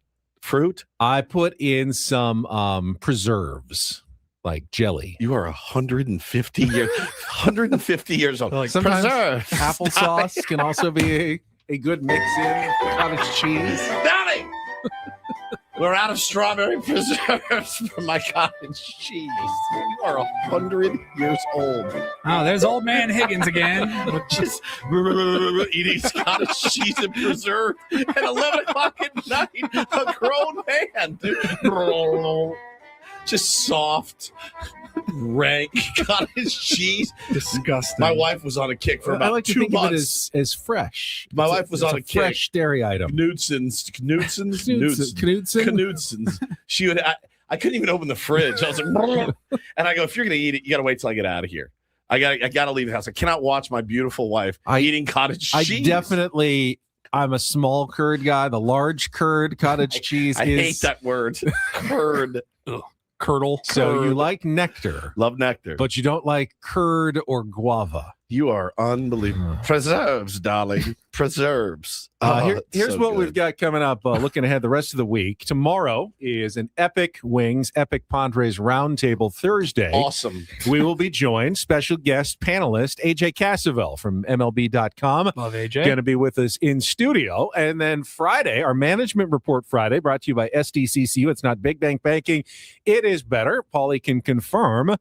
President of Baseball Operations, AJ Preller, is going to be back with us likely 8:05. So anyone who's looking for some feet to be held to the fire, obviously don't listen to this program. We're just going to, yuck it up with AJ for 15 minutes. Tell them how great I do think it's ironic that, what was it, 3 months ago, the entire city was in an uproar that the Padres hadn't re-signed AJ Preller, and they were going to, was he going to get away? They're going to go to another organization, and now you're not so happy with. Heck, 3 weeks ago, you were saying, "Wow, Andujar, some savvy moves that they picked up. These pitchers like are that, dude. working pretty well." And now all of a sudden, now no one's like, "Why did we extend AJ Preller? What's going on?" It can turn like that. This is once again, I feel like we were just here a week or maybe 2 weeks ago, but with an off day tomorrow. Yeah, Padres having lost last night. Correct. Once again, here we are on a series finale, heading into an off day where there's a lot riding on this game. And I don't mean for the Padres playoff chances or anything like that. I just mean for the three of us in this room. Because if we have to come in and talk again tomorrow about another loss for 5 hours for you guys. No, 4. Well, 4. Yeah, you're right. 4. We changed it, thank 4 God. with the roundtable. And then I start thinking, okay, we can get through that. But then I start thinking about Friday's show. Yeah, Friday's show. And I go, no game on Thursday. Everyone's still pissed off after 2 losses, another series lost. I'm like, I need them to win this Good question here by Steve. So, AJ, what's your current approach to accountability? See if I can get all the buzzwords in. And are you pressing right now? Daniel says, we like AJ. Who said we don't like AJ? Well, you just don't like anybody who he's hired to coach or play for the baseball team at this point. Right. I mean, ultimately, he's the guy who's brought everybody in that you don't like. So I guess I was just assuming that you didn't like AJ because you don't seem to like anybody else on this team. I mean, I said earlier to someone in the chat, I'm like, well, yeah, I think more blame falls on his shoulders than Craig Stammen's at this point. I really do. Oh, absolutely. Yeah. And I think if you're AJ Preller, you're like, yep, 100%. And again, a lot more credit also rests on his shoulders for, the last few years. Yeah, and for sure. The parts of the Padres baseball that you've enjoyed, that's mostly AJ Preller, and maybe the parts that you don't enjoy right now, that's also a lot of AJ Preller. Yeah. I mean, the good and the bad. We've gone through so many cycles of rockstar GM to get this guy out of here, to extend this guy, to get this guy out of here. We have been riding this AJ roller coaster for many years. Yeah, I'm sure every fan base does it, man. I'm except for the Dodgers. AJ isn't the problem. Hitting is the problem. All right, just hypothetical. But he hired the hitting coach. He hired all the hitters and the hitting coach. Right, he's got the hitters. He's the one that gave the hitters the extensions. Major hypothetical. Now, AJ does have a new contract. We don't know the terms. We don't know the terms. If people really do want Craig Stammen fired, whether that's today, next month, at the end of the year, is there any scenario in which AJ hires another manager. Absolutely. Of course. AJ, I can almost not guarantee you, but I would bet a good sum that AJ will hire the next manager of the Padres, whoever that is. Crazy. I mean, yes, because of the new ownership, that kind of throws things a little bit into question if this season truly goes disastrously. But I think they're part of the reason, they were sold on the Padres is sold on AJ Preller's vision. Sure. And I don't know that you change that because of a bad month, that you changed your entire vision for why you bought the team and what your plan was but we'll see. We'll see what happens going forward. That's a good question. Commendatory. Is it common not knowing the details on GM's contracts? I mean, I really only covered this team. I couldn't tell you what Brian Cashman's new deal is, if it's 3 or 4 or Dave Dombrowski, what he's. It's not common in that. When he's up. Yeah. That's about it. Like, I've got a year left on my deal. It is this way because AJ wants it this way. And if he's not telling and his agent is not telling, and he's told the Padres don't tell, there's no one else that should know that information other than those people. I don't know why most of the time it gets out there because, the agent wants to know, hey, I'm doing a good job. Anyone else want to hire me as an agent? 5-year deal. So you have to make sure as a client, you're like, nope, I'm sorry. I know you'd like everyone to know about this, but I would prefer it if you kept all this information secret. But that's what AJ doesn't want to go through this again. So he could be on a 1-year deal. He could be on a 15-year deal right now. And no idea. We don't know. And he won't tell us. I'm guessing it's not a 15-year deal. Yeah, probably also not. my guess. All right. One last time out. It's Ben and Woods. We will come back. I've been promising it forever. We will get to our MLB Reacharound. Tease you are. I know. I've been teasing it, and it's a a good one, too. We'll get to that coming up next. It is Ben and Woods, broadcasting live from the Bill House Studios. We know how on San Diego's #1 sports station, 97.3 The Fan. Gambling problem? Call 1-800-GAMBLER. GEGE 000-466. For a full list of games and rules, played at 7 Mile Casino. Visit 7milecasino.com. There are 4 games that they offer at 7 Mile Casino. They each have their unique charms. Woods is a fan of California-style blackjack. Shocker. I like the that object immediate of the rush. Game, don't go over 21. Close to 21 as possible without going over. You try to beat the dealer. Texas Hold'em poker, the Cadillac of poker, as they say. 2-hole cards, 5 community cards. Make your best hand, 3 rounds of betting. We've got Pai Gow poker, 7 cards. You make a 5-card hand and a 2-card hand. Yep. And try to beat the dealer's 5-card hand and 2-card hand. And then there's Baccarat. Still don't totally get it. Me I neither. think you're trying to get close to 9. It's kind of like blackjack, but you can go over and try to get close to 9 or 19 or whatever. I still don't get that one entirely, but if you like Baccarat, you can play it at 7 Mile Casino. Well, they'll teach you, certainly. They'll teach you how to do it when you go there. It's a great place, smoke-free environment, slot machine-free environment. It's a place for card players, and it's upscale. Really, really good food. Highly recommend the Asian pork chop, the salt and pepper wings, and then chase it down with some Kung Pao chicken. It's quite a meal. I think you can do it. Get a 35% discount if you're a player at the table. They like to take care of their regulars, their high-limit players. They do a good job of that at 7 Mile Casino. If that sounds like you, check it out today. 7 Mile Casino, just 7 minutes from downtown.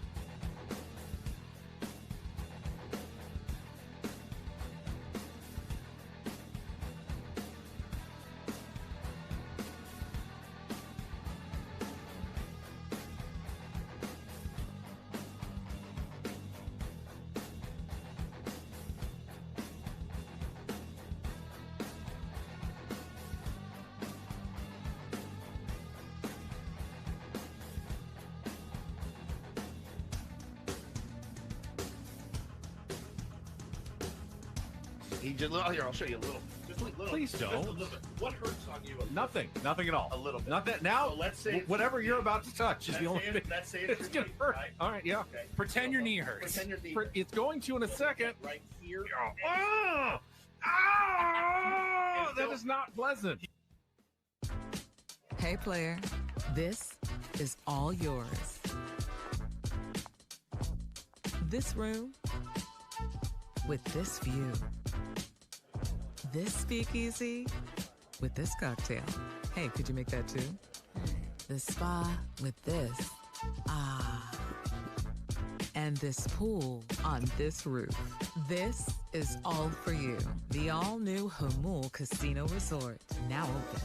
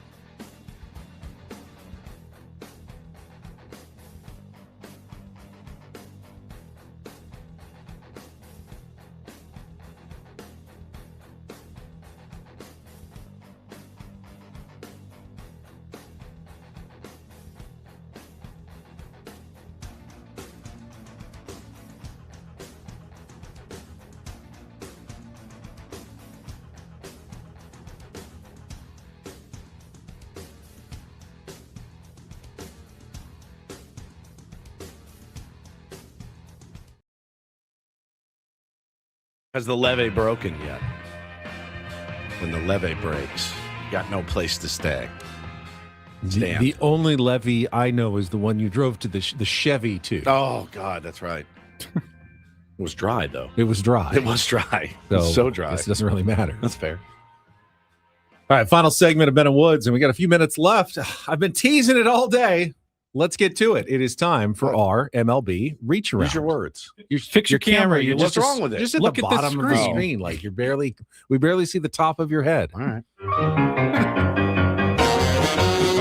They're doing the Reacharound. They're doing the Reacharound. Everybody's doing the Reacharound. All right, the rest of Major League Baseball was pretty interesting last night. Mentioned it earlier. Paul Skeens against the Dodgers. It was 2-2 game after 6, and then Skeens left, and the Dodgers immediately scored 10 runs in the 7th inning, including an Andy Pages home run and a 12-3 win over Pittsburgh. The Marlins got a 10-6 win over the Arizona Diamondbacks. Frustrating night for the D-backs, who scored 3 in the 8th to tie it, and then immediately gave up 4 in the bottom of the 8th as Miami gets the win. So the Padres and Diamondbacks still tied for second place and tied for the third and final wild card spot in the National League.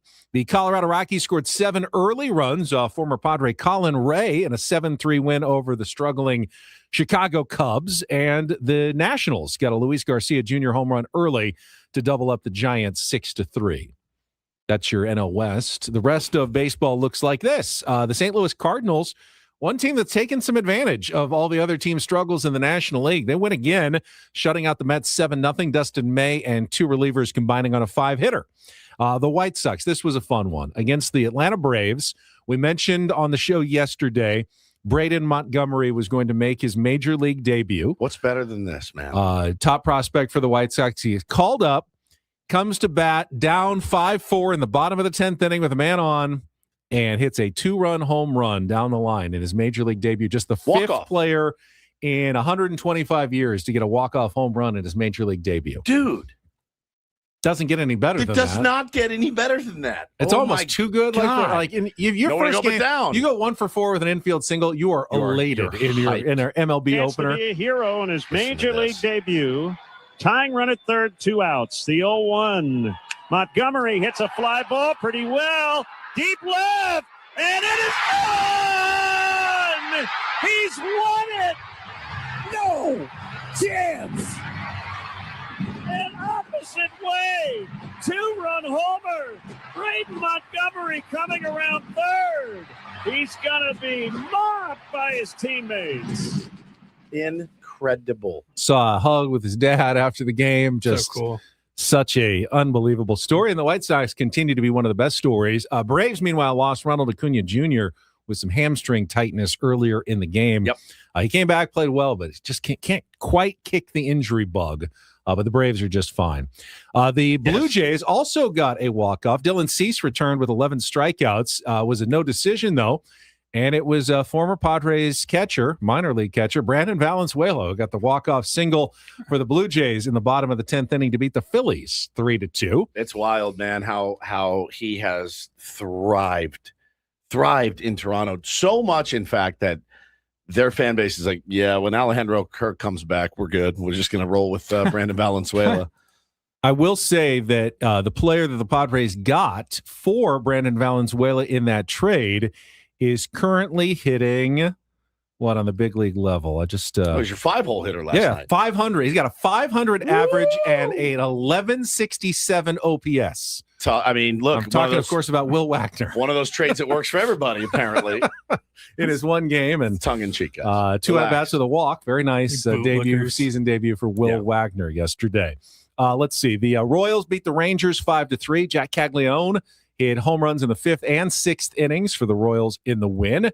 Yankees got the first Major League Baseball home run from Spencer Jones. Encinitas Little League, shout out. Yep, 3-2 win over the Guardians. Jazz Chisholm Jr., though, had the go-ahead home run in the 8th inning, and he did it by quieting the fans who were chanting overrated. Yeah, as always he hit a good the bit. home run. That is a good bit if you can get it. Pirate fans were yelling, Shohei sucks last night, and then he didn't go. I don't think he doubled. Went. And doubled, then Pages homered, I think. Yeah. Didn't homer, but always a good bit, guys. Keep it up. Yeah. Let's see. If I haven't mentioned any former Padres, Nick Martinez went 7 to get his 6th win. His ERA now 2.43. Rays beat the Red Sox 4-3. We should just do the former Padres reach around. Yeah. Just go around. Not a bad idea. Randy Arozarena never played for the Padres. Rumored, He's though. rumored a couple times. He had a 2-run homer in the 10th to lead the Mariners past the Orioles 6-5. A lot of extra inning games last night. A lot of walk-offs last night. The Tigers got 2 home runs and 4 hits from Dylan Dingler. They beat the Minnesota Twins 10-4. Who did it? Dylan Dingler. The A's were held to just 5 home runs this time in their second game in Vegas. Just Dylan 5. Dingler. It was a much Dylan Dingler. It was a much more reasonable final score in their 7-5 win over the Milwaukee Brewers. And the Angels scored 7 runs in the first 2 innings in their 10-1 win He really is a over fullback. the Houston Astros. He just doesn't care. He's just Dingler. put his head down. I'm getting through this reach round. I've been waiting all day That's all he's talking to get about. through the reach around. One other baseball note, the Milwaukee Brewers doing it again. They signed prospect Luis Lara. Don't know if you have any cards of Luis Lara to a 7-year, $31 million extension. On it right now. With incentives, the deal can Lara, Luis Lara. Incentives could be worth up to $79 million. Another guy, Wow. One of those before he even starts his big league career extensions, like they did with Jackson Churio already. And we've been seeing this more commonly around baseball, where you identify a top prospect, you give him some guaranteed money and hope that it ends up being a steal in the long run. Padres, of course, did it with fairly early with Jackson Merrill, not before his major league debut, but signed his contract extension. We all claimed it was a very team-friendly deal. Obviously, Jackson's been struggling this year. I don't think I'd undo that deal, though. I don't think I'd do I think we'd undo the Manny deal if we could. Like Manny or not, I think we would undo that one if we could. Yeah. I wouldn't undo the Jackson deal. No, I still I'm with think he's going to be okay in the long run, going to be a good player for the San Diego Padres. I think so too. Why didn't we go the entire day without mentioning Dalton Rushing last night, trying to severely injure the shortstop for the Pittsburgh Pirates? I feel like if In an we illegal talked slide. about everything that Dalton Rushing did that was problematic, it would just be our entire show every single day. That's true. That's fair.